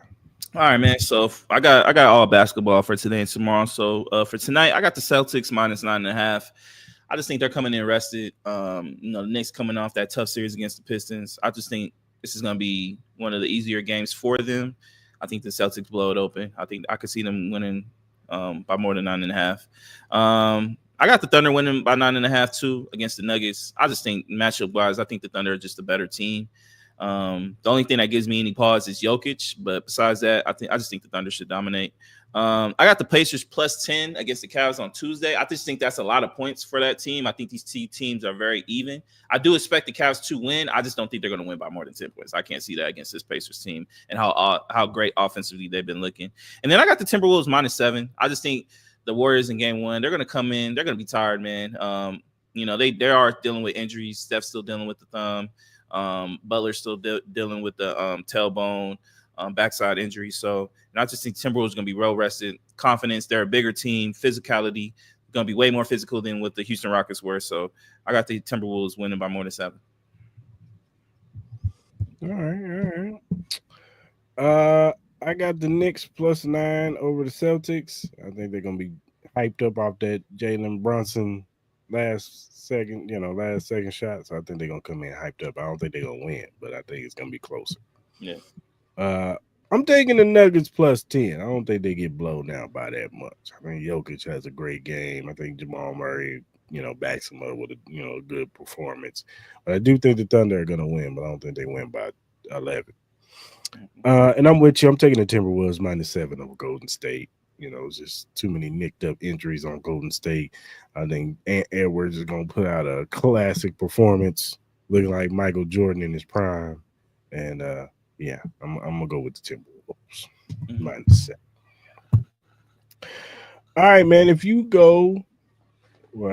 look right here on the screen and hit that QR code right there, it'll take you to the BetUS website. You sign up. This is new users only. You sign up, put the promo code JOIN125. You get 125% sign-in bonus and 10% gambler's insurance because there's other things on the website. That is 3 risk-free bets on your first 3 deposits on $100 up to $5,000. So if you bet $100 on your first 3 deposits and you lose, you keep your money. So you can win money or you can keep your money on your first 3 deposits and you still be cool. So go to BetUS, sign up, tell them Cris Style Mal sent you. And that is our BetUS Sure Fire Picks.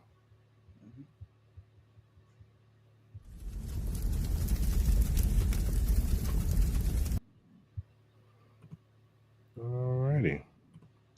All right, Mo. I want to play a little game. All right. This is called the Giannis trade proposal game, Okay. where I will be representing some certain teams. You will be the GM of the Milwaukee Bucks. Okay. And I will propose some trades to you from said team. And you let me know if you deny or you keep. Or you say, I'll take it. You know what I'm saying? All right. So to give it aesthetics, I got a little phone ringing. This guy.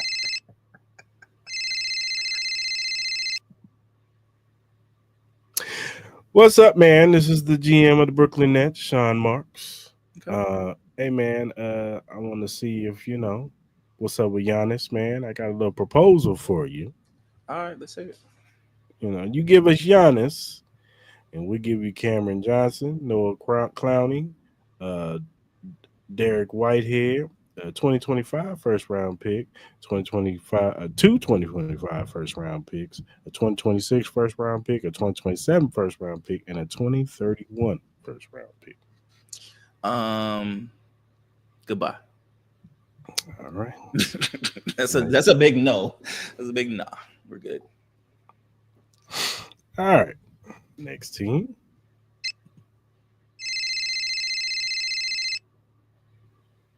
It's hilarious.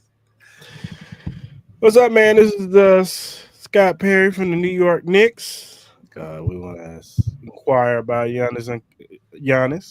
Okay. Wanted to run a little proposal towards your way, man. Mm-hmm.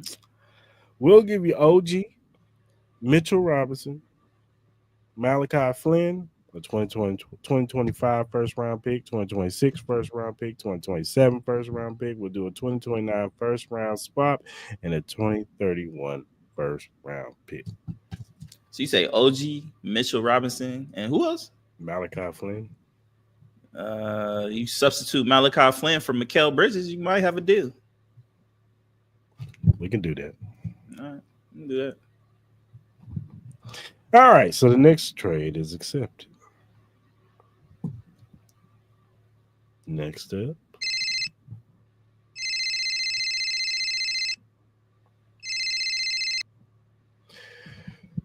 What's up, man? This is Rob Pelinka of the Los Angeles Lakers. Wanted to inquire about Giannis. Got a trade proposal for you.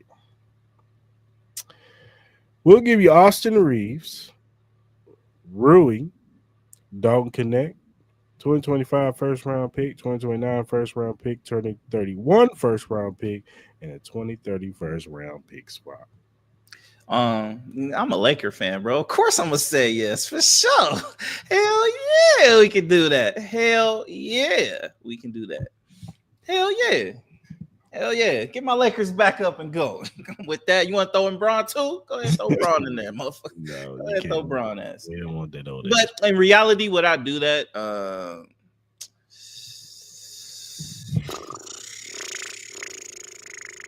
Man, the only benefit you said Austin Reeves, Rui Hachimura, Dalton Connect, and then what? Two first rounds and two pick swaps, or 2 first rounds, 1 pick swap. It'll be 3 first rounds. Well, it'll be 3 first round picks, and then the 2013 first round pick swap. It's a pick swap.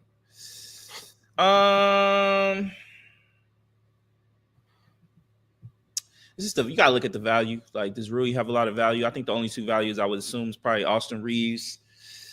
But coming off that playoff performance, most likely they'll probably say no. And me as a Laker fan, I would hope they would say yes, but I think most likely they'll probably say no. They probably need more than that.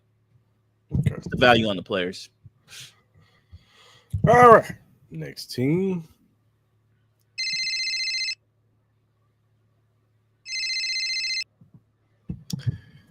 What's up, man? This is Sam Presti of the Oklahoma State Thunder.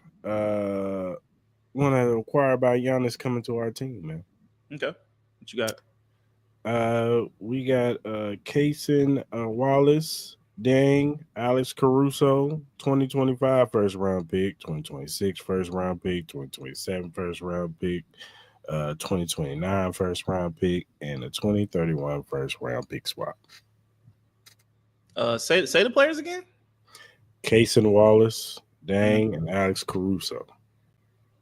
Alex Caruso. I'm gonna need you to throw in either Jalen Williams or Chet. Yeah, Chet. You got to do it. Chet. If you throw in Chet, you got to do. All right. Nice doing business with you. I'll send the paperwork over. Yeah, that's easy money right there. Next up.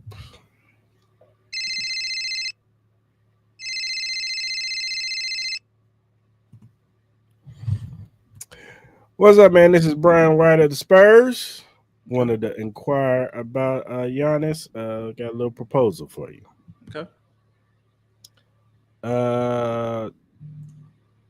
You guys will get Keldon Johnson, Jeremy Sochan, Malachi Branham, 2025 first round pick, 2026 first round pick, 2027 first round pick, 2029 first round pick, and a 2031 first round pick swap.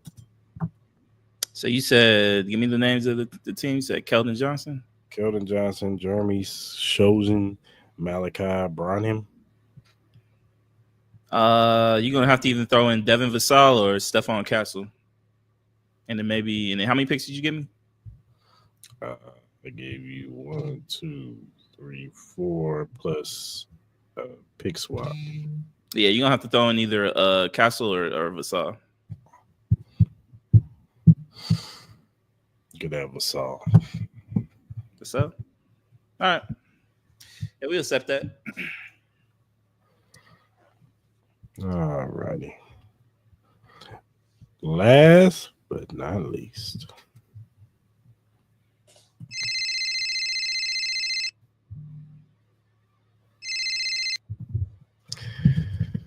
What's up, man? This is Trent Redding of the Los Angeles Clippers.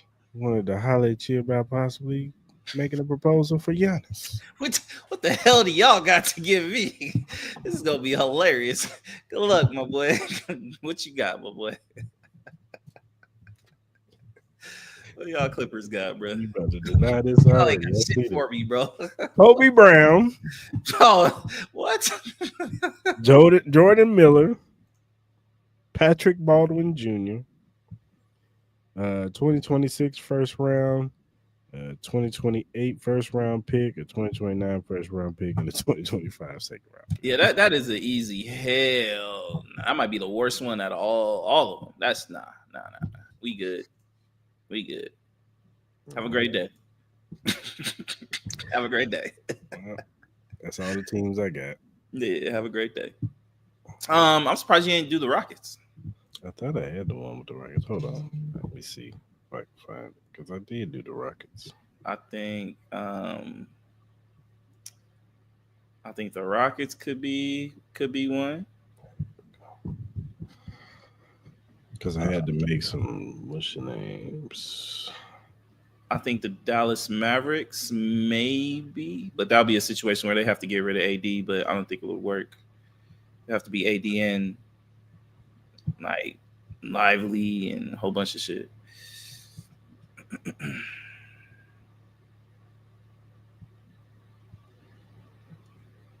Where is it? Because so I did do those.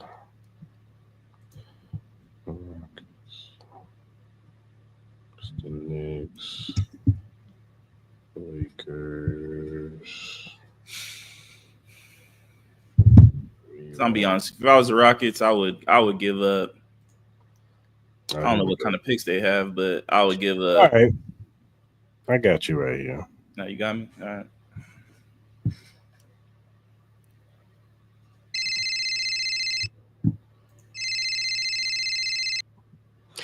What's up, man? This is GM of the Houston Rockets. We wanted to inquire about a trade for Giannis. Okay.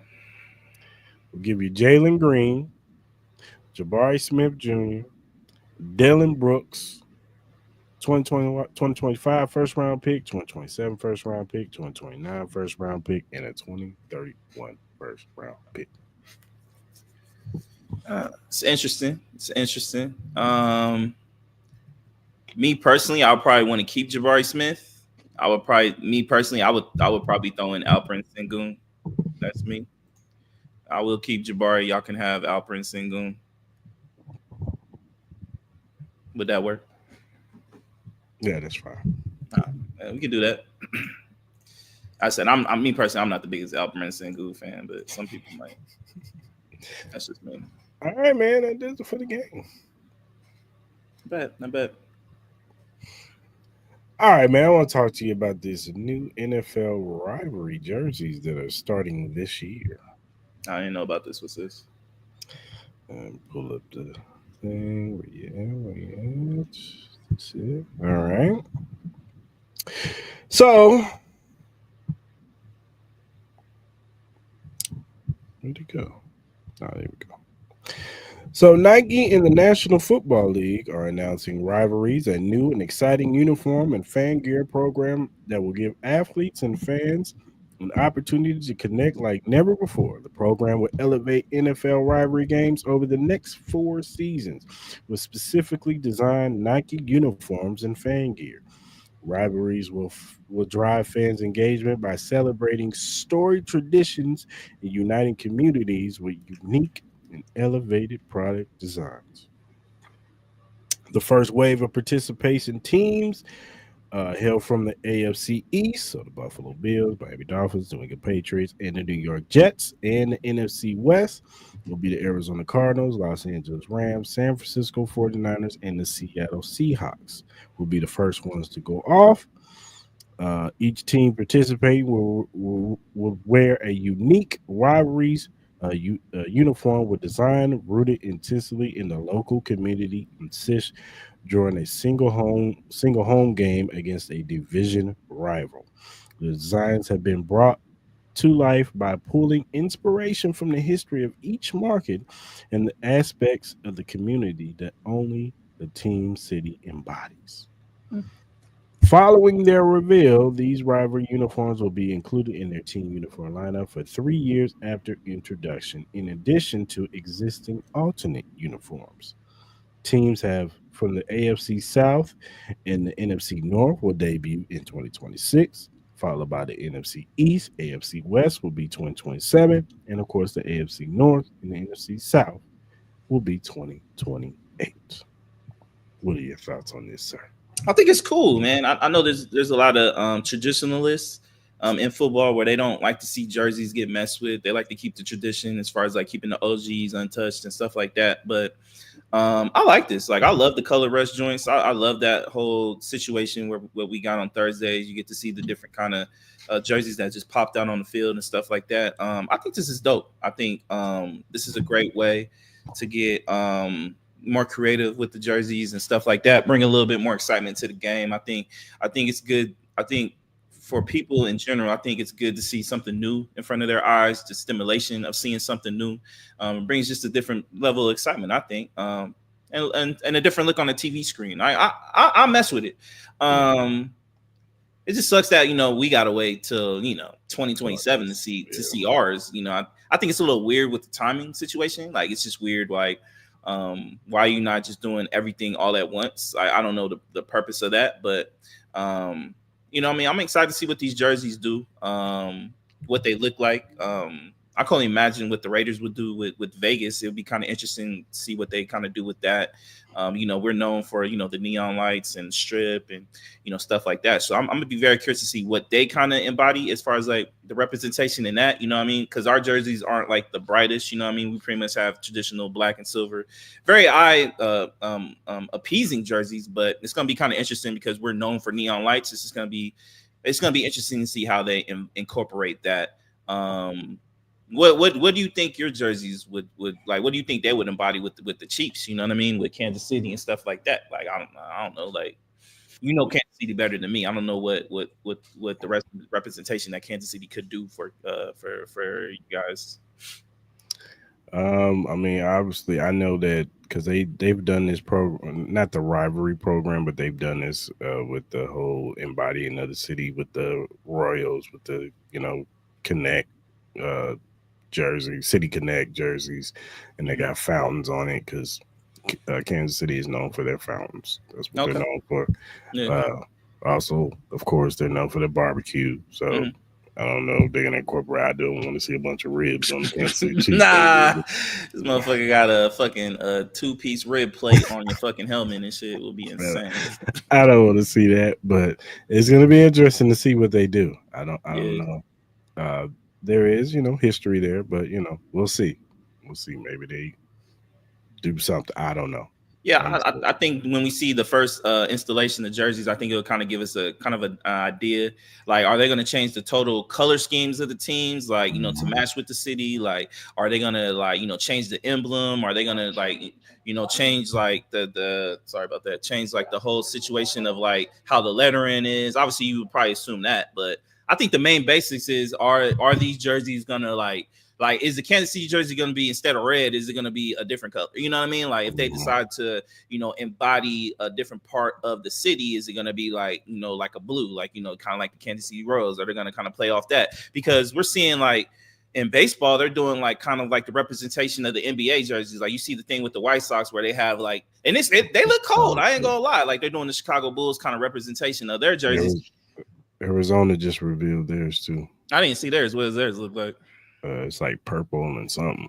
Oh, okay. But it says serpents on the front of it. Serpents, so. Yeah. So, like, I get it. Like, I know there's a lot of traditionalists where people are like, I don't want to see my team's jerseys messed with, but I think this is cool. You know what I mean? You got a lot of young kids that are growing up in this sport, and I think it's cool. If you do these jerseys really dope, I think this is a situation that could be a win-win for everybody. You know what I mean? This is the same situation with the NBA. Like, when they got rid of the Christmas jerseys, I think a lot of people love those Christmas jerseys.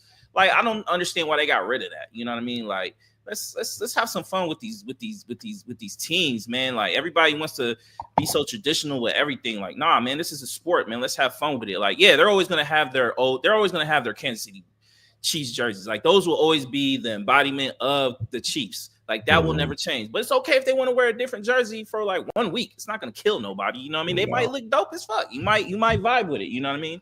And then the creativity can just get better with that. So it's not like they're replacing the jersey. It's just like when we play our rivals, we'll wear this because we want to show our city pride, and it's gonna be really fun. It's really interesting to see what Nike does. I will say this though, Nike has been pretty bad with jerseys in a lot of sports lately. The creativity with Nike has been pretty pathetic. So they have a lot of pressure on their hands with this as well. Like, I used to have more confidence in Nike, but as far as late with these NBA jerseys, like, the All-Star joints, some of the, NFL joints, like, they haven't really been as great. I need to see the creativity in that. You know what I mean? Because I think back in the day, who was it back in the day? Like, was it Reebok or something? Had the jerseys, like the NBA jerseys or something like. They killed it. You know what I mean? A lot of the great old time jerseys came from back in the day when they used to run the market. So, hey, Nike, man, make it happen, man. Get that creativity back, man, because y'all been stale as fuck over there, bro. So, yeah, for sure. Let's talk about this DJ Head versus Mal debate. Yeah. Now, last week they came together. Now, Mal had put the invitation out to DJ Head to come on the Mal and Rory show so they could debate this whole, Drake and Kendrick situation. We all know that Mal is, Drake, Team Drake, Team OVO. DJ Head is, TDE. He's really close with a lot of those dudes over there. So they were on, just trading off why they thought, certain stuff. DJ Head defended, some of the stuff that Kendrick did during the battle. Mal rebutted and said, certain things about the battle, pretty much saying Family Matters was the best song out of the beef, and that, he felt like Drake out-rapped Kendrick in the beef. Of course, DJ Head, Vin to me, disagreed. He said the Euphoria was the best song out of the beef. And they just went back and forth. Rory and I'm sorry for the young lady that's on the show. They were kind of like the mediators, and they would ask certain questions to the two, and they would trade out. It was respectful. They got their stuff out, but it was respectful. Mal even said that he doesn't, he thinks, Kendrick is an amazing artist. He just didn't like the Not Like Us record because of the whole, allegations and pedophile stuff. But outside of that, he thinks, Kendrick's an amazing artist. And what are your thoughts from the whole debate? I'll say this. Hopefully this is the last time we talk about this Kendrick and Drake stuff. I know it's kind of like the year anniversary this past weekend when a lot of these songs started to come out. So it fits with the timeline. Hopefully this will be kind of like the icing on the cake with this whole situation. But look, man, I thought it was like kind of like a great idea. These were the two guys that were kind of like, minus Kendrick and Drake. Like these were kind of like the voices of these guys in their camps for the whole time that everything that was going on. You know what I mean? We know how much Mal loves OVO. And we know how much DJ Head means to DJ Head is with Kendrick and his camp. You know what I mean? So I thought Mal looked a lot more foolish in certain situations where, he's making up like false claims, like he doesn't remember Euphoria. Bro, you remember Euphoria. Like, come on, man. Like, what are we doing, man? At the end of the day, as far as like who's the best lyrically and stuff like that, like, I mean, to each his own. Like, Family Matters was really good. I'm not gonna sit here and say it wasn't good. You know what I mean? It was really well played. It's just that he got. I just thought, Kendrick outmaneuvered that song by playing Meet the Grams and kind of just took away the initial feeling of everybody, hyping that song up to damn, like this Meet the Gram shit is like some dark, like talking to your soul type of stuff. You know what I mean? It just kind of killed the whole mood. You know what I mean? Like I thought we saw what both camps was. One was playing chess, one was playing checkers. You know what I mean? It was just kind of like that whole situation. There's some situations where I agree with DJ Head. I thought Euphoria was definitely easily the better song. Like there was a point where they kept trying to compare Family Matters to Not Like Us. We all know Not Like Us isn't the most lyrical thing in the world. Euphoria was that, you know what I mean? And then in reality, I don't think Not Like Us was competing with Family Matters. It was technically Meet the Grams. So like that's like a whole different like level of stuff. Like Kendrick literally beat Drake at his own game by getting a bop song that was going to take over the radio. That it calls you a pedophile and stuff like that. But in reality, like when you really think about it, like did Kendrick put gasoline on the feud as far as like getting this battle started with the Like That record on Future? Yeah, absolutely. But when it got to this point where we're going to start talking about each other's families and personal life, Drake was the main cause of that.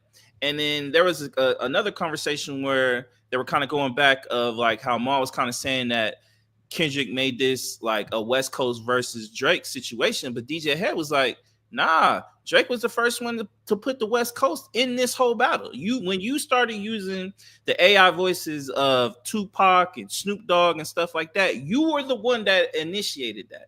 And on top of that, the disrespect in doing that without getting the consent of said parties to use said voice. You know what I mean? You're trying to put this whole situation where this is what you think they would say to him, like trying to be the savior of the West Coast. But to me, you're kind of mocking this. You don't know how Snoop would have talked to Kendrick. You don't know how Pac would have felt about this whole situation with Kendrick and all that.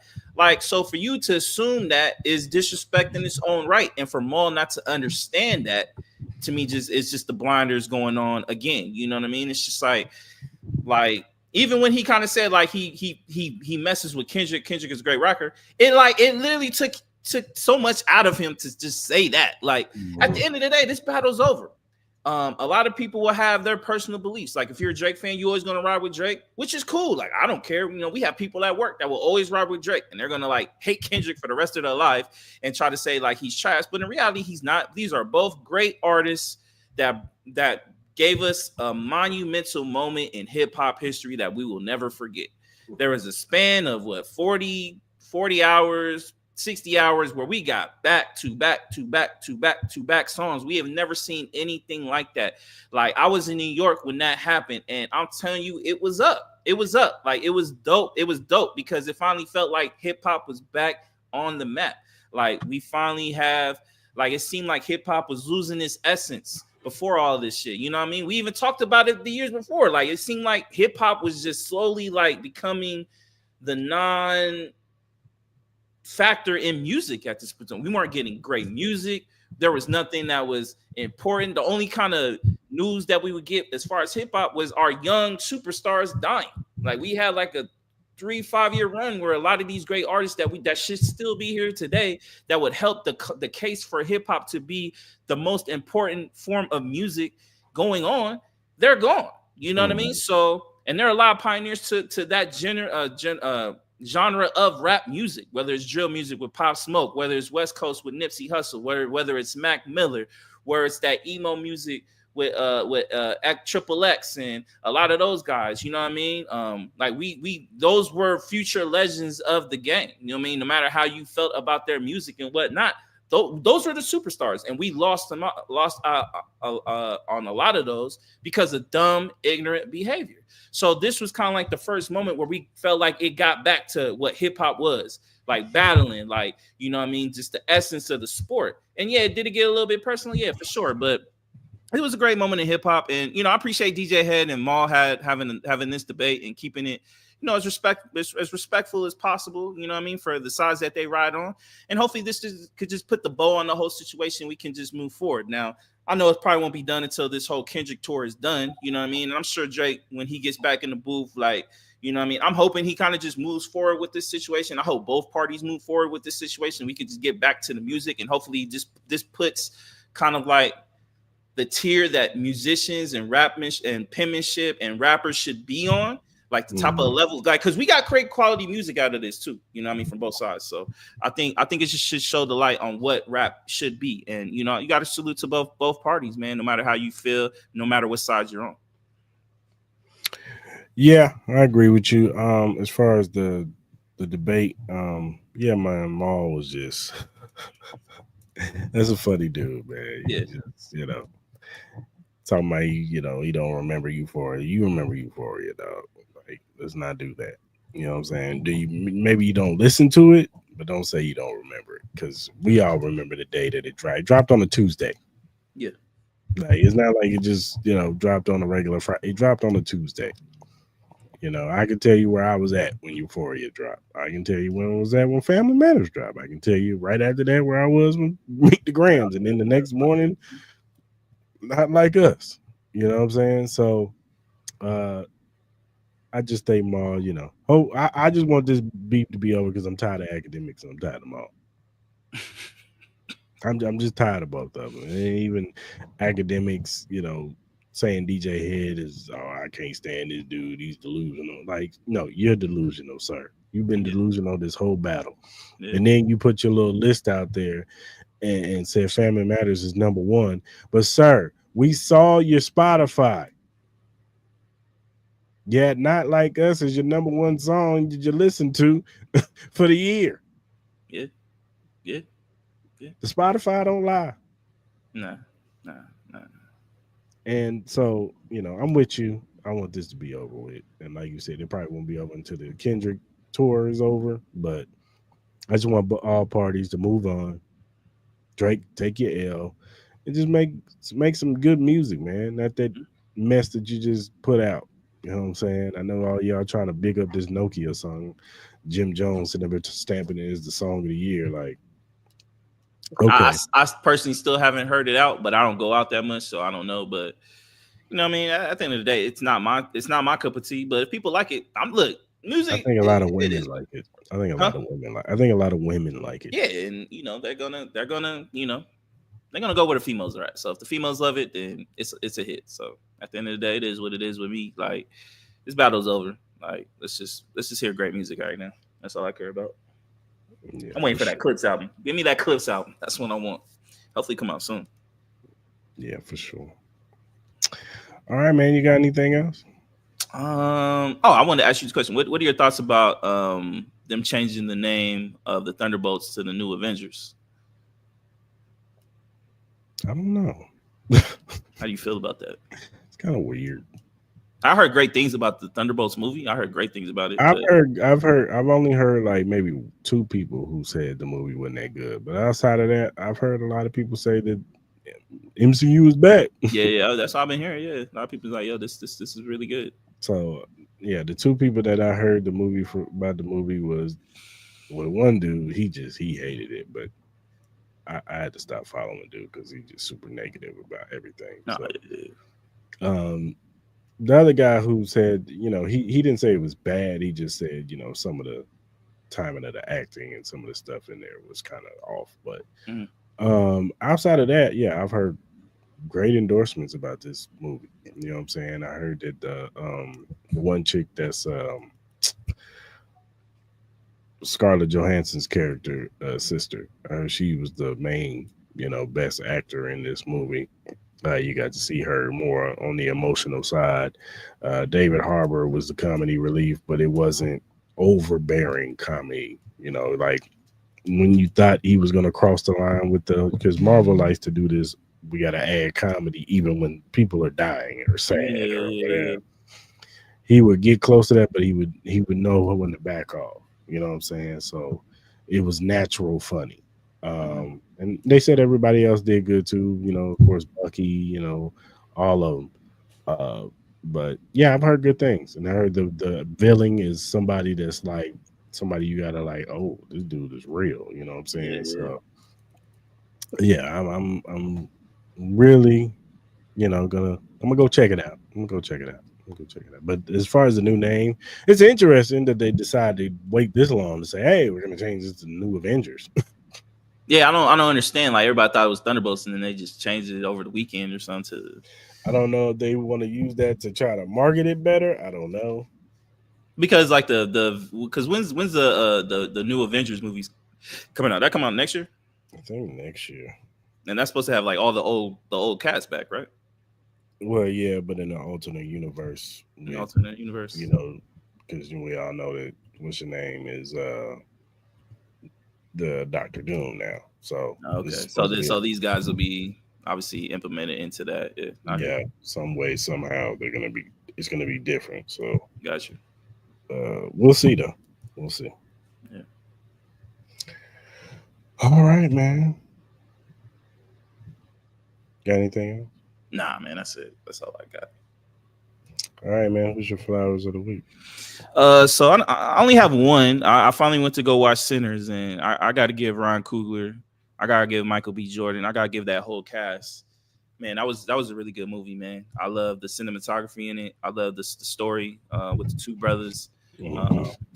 Just everything that was going on. The musicianship, like the singing was amazing.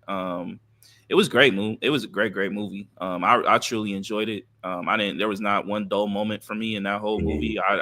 It seemed like that movie was so good. It went by fast for me. I would definitely go watch it again. I'm definitely going to buy that movie to definitely support them, man. It was great, man. So Ryan Coogler, hey, Michael B. Jordan, man, great movie. The whole entire cast, man. I know Josh Allen's wife was even in that as well, man. She killed it too. Great movie, man. It was really good, really well written, really well shot. Yeah, I love the history behind it as far as like, just the storytelling. Man, it was great, man. The like my boy can sing. That boy can sing, but that you know what I mean, when they did the juke and all that, and then it wasn't like overbearing with like the slavenship and the Klan and all that. Like everything fit together. You know what I'm saying? And it seemed like it was well formed. And I don't understand the ish saying it's overhyped. I don't think it's overhyped. I think it's in its proper place. I don't think I think it's one of the better black movies that we've gotten in a very, very long time. Like I think this would be like one of those classic black movies that. When's the last time you said we had a classic black movie? It's been a very, very long time. So I got to tip my cap, man. This is one of the best ones I've seen in a very, very long time. And I'm really happy with Ryan Coogler, man. And he deserves it, man. He's been killing it as far as directing and stuff like that. I'm excited to see if they do any kind of spinoffs with this. I'm very curious to see his newer movies that are coming out. What Michael B. Jordan got going on, that whole cast, they killed it, man. It was great, man. So I tip my cap off to them, man. It was amazing. If you haven't watched it, please go watch it. Support that movie.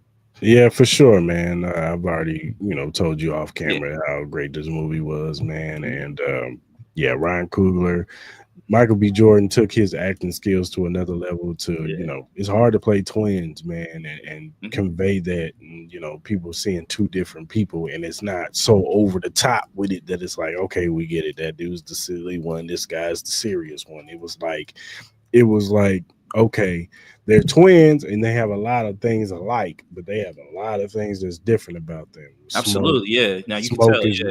Smoke was more of the older soul, stoic, real serious, Yeah. never really smiled. And maybe Mm-mm. one time he smiled. Whereas in Stack, he has a smile on his face damn near the whole movie. You know what I'm Yeah. saying? And, just how talk to their women that they're dealing with. Smoke talking to Annie and how their relationship is to where how Stack is talking to Mary, you know what I'm Yeah. saying? And how both of them deal with Sammy, you know what I'm Yeah. saying? Differently, you know what I'm Yeah. saying? How they look at Sammy. Mm-hmm. Smoke kind of looks at him, oh, that's my little cousin. Stack does too, but it's more so like, man, come with me, little cousin. We're gonna go hang out Yeah, type. yeah. It's like more Yeah, like the fun cousin to the more yeah. like I'm trying to be like your father figure in a sense. You know what I'm saying? Yeah. Like, yeah. And even Sammy, he's kind of the representation of the young guy getting out in the world. He's been growing up in the church all his life, and now he's trying to, he's got this gift. He can sing, and Mm-hmm. his father's tugging on him to come to the church, but his cousins is like, oh, I see this over here with the juke joint. I want Yeah. this. I want this world. And Right. even, just the contrast in that, and how in one night he kind of delved in, all the sins that you could think of. And even after dealing with, on top of, there's vampires out here trying to Yeah. get you. And after dealing with all that, it's just like he still couldn't let go of, what he couldn't let, the worldly stuff in the world. Like he still wanted to do what he wanted to do. So it was a great story. It was a great movie. Ramek, the villain or whatever you want to call him, he was a great villain because he you almost kind of felt him, a little bit. Like you understood his plight and why he did the things he did. Absolutely. Yeah. Yeah. Absolutely. He even also kind of sympathized with all the black people in there because, Yeah. even He was that part. he's kind of in the same boat. He was like in the Yeah. same boat in a sense with his Irish background, you know what I Mhm. mean? And I think Ryan Coogler does a really great job to humanize the evil Mhm. person within, like, we saw that with Black Panther, we're seeing it Yeah. with this. And it like when you're watching this movie and all of them start, like, if you haven't watched the movie, like, just skip like, and they start all turning, you know what I mean? And it's just like you kind of understand where it's just like, yo, like this man sold them the old mill, but in reality, he was gonna kill you the whole time. You might have thought you were free, but even money, as a black man, you will never be free because we will always find a way to rip the rug right underneath you. So he's Mhm. like, look, we're giving you the chance to have the power and the capabilities to be long enough to you trying to erase what has been done wrong to you. Mhm. And just that temptation of going to that dark side to try to do that and then fighting that. You saw that with I forgot the Asian lady's name when her husband, and Yeah. when they start talking about the kid and stuff like that. You see the temptation in it, you know what I mean? And you kind of understand the vampires and what they're trying to accomplish, you know what I mean? But Mhm. man, it was amazing, bro. It was amazing. I would be down to watch that again. Me too. Yeah, tip my cap off to everybody, man. It's amazing. Yeah, it was definitely a great movie. Definitely a Yep. great movie. I don't get the people that say it's overhyped. I think that's just people trying to be different. I just think that or you just try not to understand, like you really don't look deep into the movie. I don't understand like the people trying to compare this to, because at first when I saw this trailer, I did also kind of have that same mentality where this gives me a lot of From Dusk Till Dawn vibes in it. You know what I mean? Like you have the black like club, bar, lounge, whatever. Then these vampires come out of nowhere. Da, da, da. That's pretty much From Dusk Till Dawn. But I don't think From Dusk Till Dawn had the substance as far as the storylines and the Mhm. relationships that all these characters have, and then the ultimate goal. Like I From Dusk Till Dawn, these vampires just come to just try to kill you. You know what I mean? Like they didn't have, it wasn't like a reasoning behind it. It's just that they're vampires. We're here. You're in this spot in this club that is really like this invitation into hell, in a sense. Like this is like a Mhm. portal to hell, and you guys are just here. Where in a sense is like, as you kind of spoke on, you got twins, you got that whole story, them buying the mill, how they got the money from the mill, the relationships with Mhm. all the women that they had, the relationships with the younger cousin, the cousin's relationship with his father, and being in the church and being a preacher's boy, to now being in this world and indulging in all these kind of, like, as you said it, like all these sins in a sense in his father's eyes. but this is the thing that gives him the most joy. And it's like you don't get that substance from Dusk Till Dawn. This is a way better version. Sorry, my Latino brothers and sisters. This is a way better version. If you want to compare the two, which I'm not going to compare the two because I don't think they're similar. But if you want to go that route, this is a way better version than From Dusk Till Dawn. Like let's just call it a spade. Even though From Dusk Till Dawn is still a great movie. Great movie. I love it, but let's call it spade a spade. This had way more deeper substance and meaning to it. You know what I'm saying? Even the character work, you know what I'm saying? Even the build up to getting to the vampires. Like it wasn't just dumped onto us like, oh, there's just the vampires and they're coming to get you. It was a build up for it. It was a kind of an introduction to Remick when he first came into the scene, him just dropping in, running from the Choctaw Indians and, he had to kind of use his whiteness to get into the house of initially the two people that he ended up turning over. And he saw the clan. He's just like, yeah, man. And, he had to change his tune because even then he still called the Indians by their proper name. He did. And then when he saw that they were Ku Klux Klan, he was like, oh well, them Indians, whatever, they're coming. You know what I'm saying? Can I get in? And even when the Choctaw dude was like, hey man, like, there's a young man in there that's like not good. He's not what he seems, and they couldn't see past his skin color. They just saw another white man in there, and then it ended up being their demise. And then just how Remick kind of played on a lot of stuff. Like he knew how to talk. You know what I'm saying? Even in that scene when they first walked up to the juke joint, and he's like, hey man, we want to come in, have a good time, spend some money, get some drinks. We want to party with y'all. And it's just like, we'll play a little song for you, and there's significance by that song because that song was made by a black woman, and that song had came out like 1931, so it's 1932. So that song's probably like popping, you know what I'm saying? So they probably heard that song, and you can see the difference even with Stack and Smoke when they're singing the song. Stack is jamming. He's like, hey man, these guys kind of cool, you know what I'm saying? Whereas in Smoke is like, yeah, but I don't trust him. You could tell like he was the one that just had all the trust issues in the world. When cool. I wish the only thing I wish I would still love to hear the story of what's the villain's name? What's my man's name? Remick. I would love to get that side of the story because like was he just born a vampire? Like how all that whole situation has happened? Like I would want to see that. So hopefully they do like a spinoff. I'm sure they will. You know what I mean? Obviously, if you saw the credits and all that. Did you see the newspaper clippings that they got? Newspaper clippings of what? Well, they got newspaper clippings. I think you got to go on like the Spotify soundtrack, and they got a little link.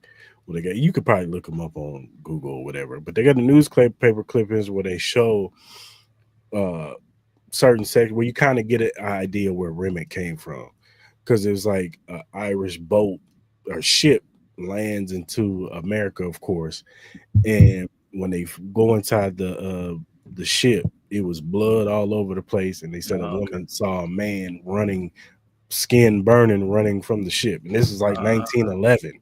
So we know Remick has been around for a long time. Then they have two other clippings where it says from Chicago, where it says two black men with masks on, one barking orders, Smoke, the other one violently aggressive shooting, Stack, and they robbed the bank. And then there was another one where it said the Italian mob and the Italian and Irish mob. Yeah. They're at war because their supplies have been stolen. So, and what did the twins have? They had Italian wine and Irish beer. That's where they got it from. They stole it, and they had it on that big truck. So it kind of tells a backstory of where they got all their stuff, where they got their money from to buy that property from that dude. So it was interesting. No, it's dope. It's dope. Damn, Bree Hall got waived already. Bree Hall got waived with who? From the Fever. She got waves. And go ahead, come on down to the Aces, my girl. They're so deep though. Like they're what's deep. What's your name got waived too from the Valkyrie, the chick from Maryland. Oh, the white girl. No, the black chick with the glasses. Oh, she got waves. Yeah, she got waved last week. Man. It's tough, man. There's only so many spots, man, open, man. You know what I mean? Like, I wouldn't be surprised if they try to do expansion a little bit more. Yeah. Bree Hall should be in the league. Like, she's good enough. I think both of them should be in the league. They're both good players on them. That's crazy. All right, man. Who gets your hell no? So hell no. Wait. Hold on. I gotta do the proper.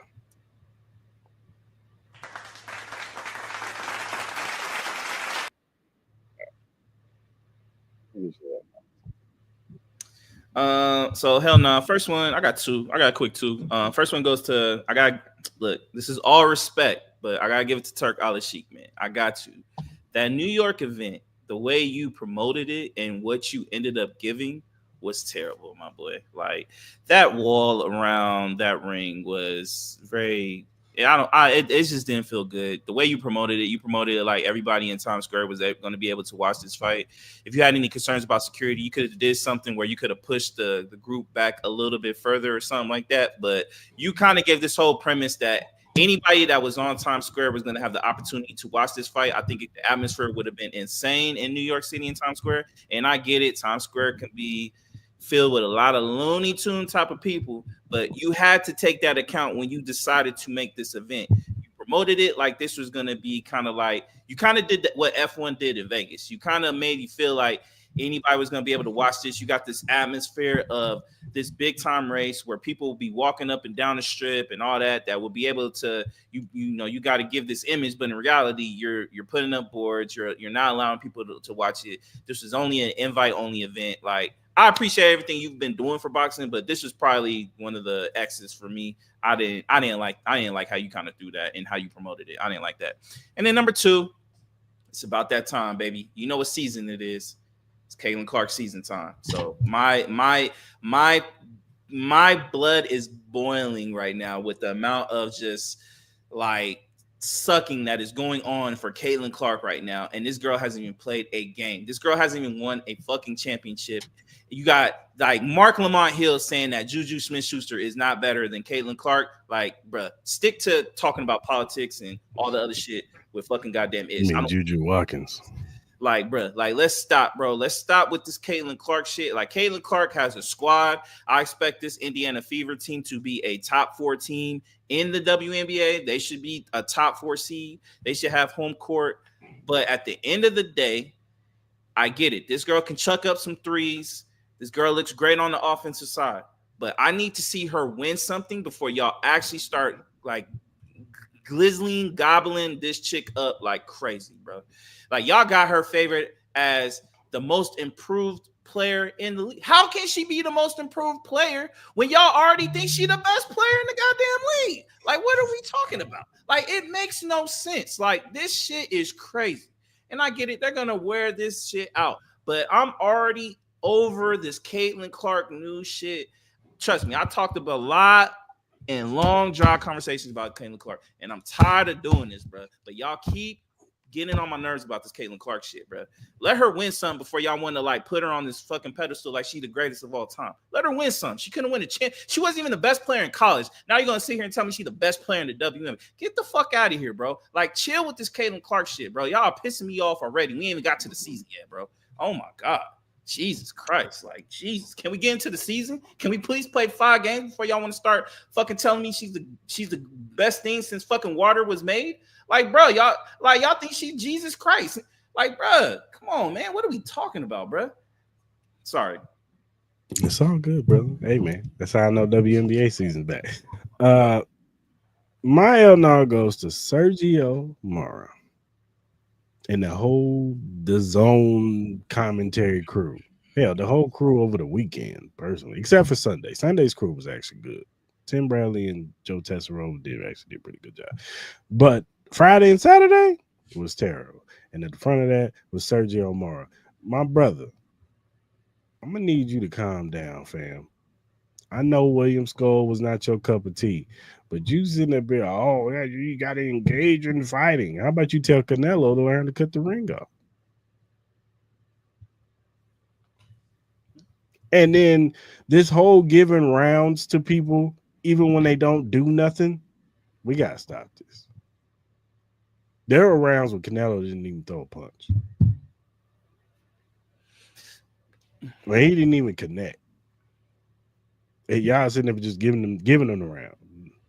Yeah. Dan Rafael, who's I get it, he's a respected sports boxing writer, but my man will give a round to somebody and they ain't throw not one damn punch, and I just be like, what are y'all watching? What do y'all be seeing? Yeah. Do we ultimately just give the guy because he's popular the round because the other guy didn't perform in the way that you wanted him to? Mm-hmm. If me and Maul are in the boxing match and he hits me 3 times and I don't hit him at all, Maul gets the round.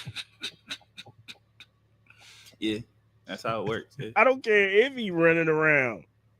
If I can't catch him and he hits me 3 times, boom, boom. Guess who gets the round? Maul. Yeah, that's true. So I don't get this notion of where they just give rounds. And Chris Mannix, he's another dude that's just like, calm down, bro. Oh, y'all sitting up there getting frustrated by William Skull. Like, y'all ain't never seen a boxer do this before. Oh my God, why is this happening? Like they were like up in arms that Skull did this. Oh, you just showed up to get a paycheck. Just like a lot of people that Canelo chooses to fight. They come get a paycheck because they know they're not gonna win. Yeah.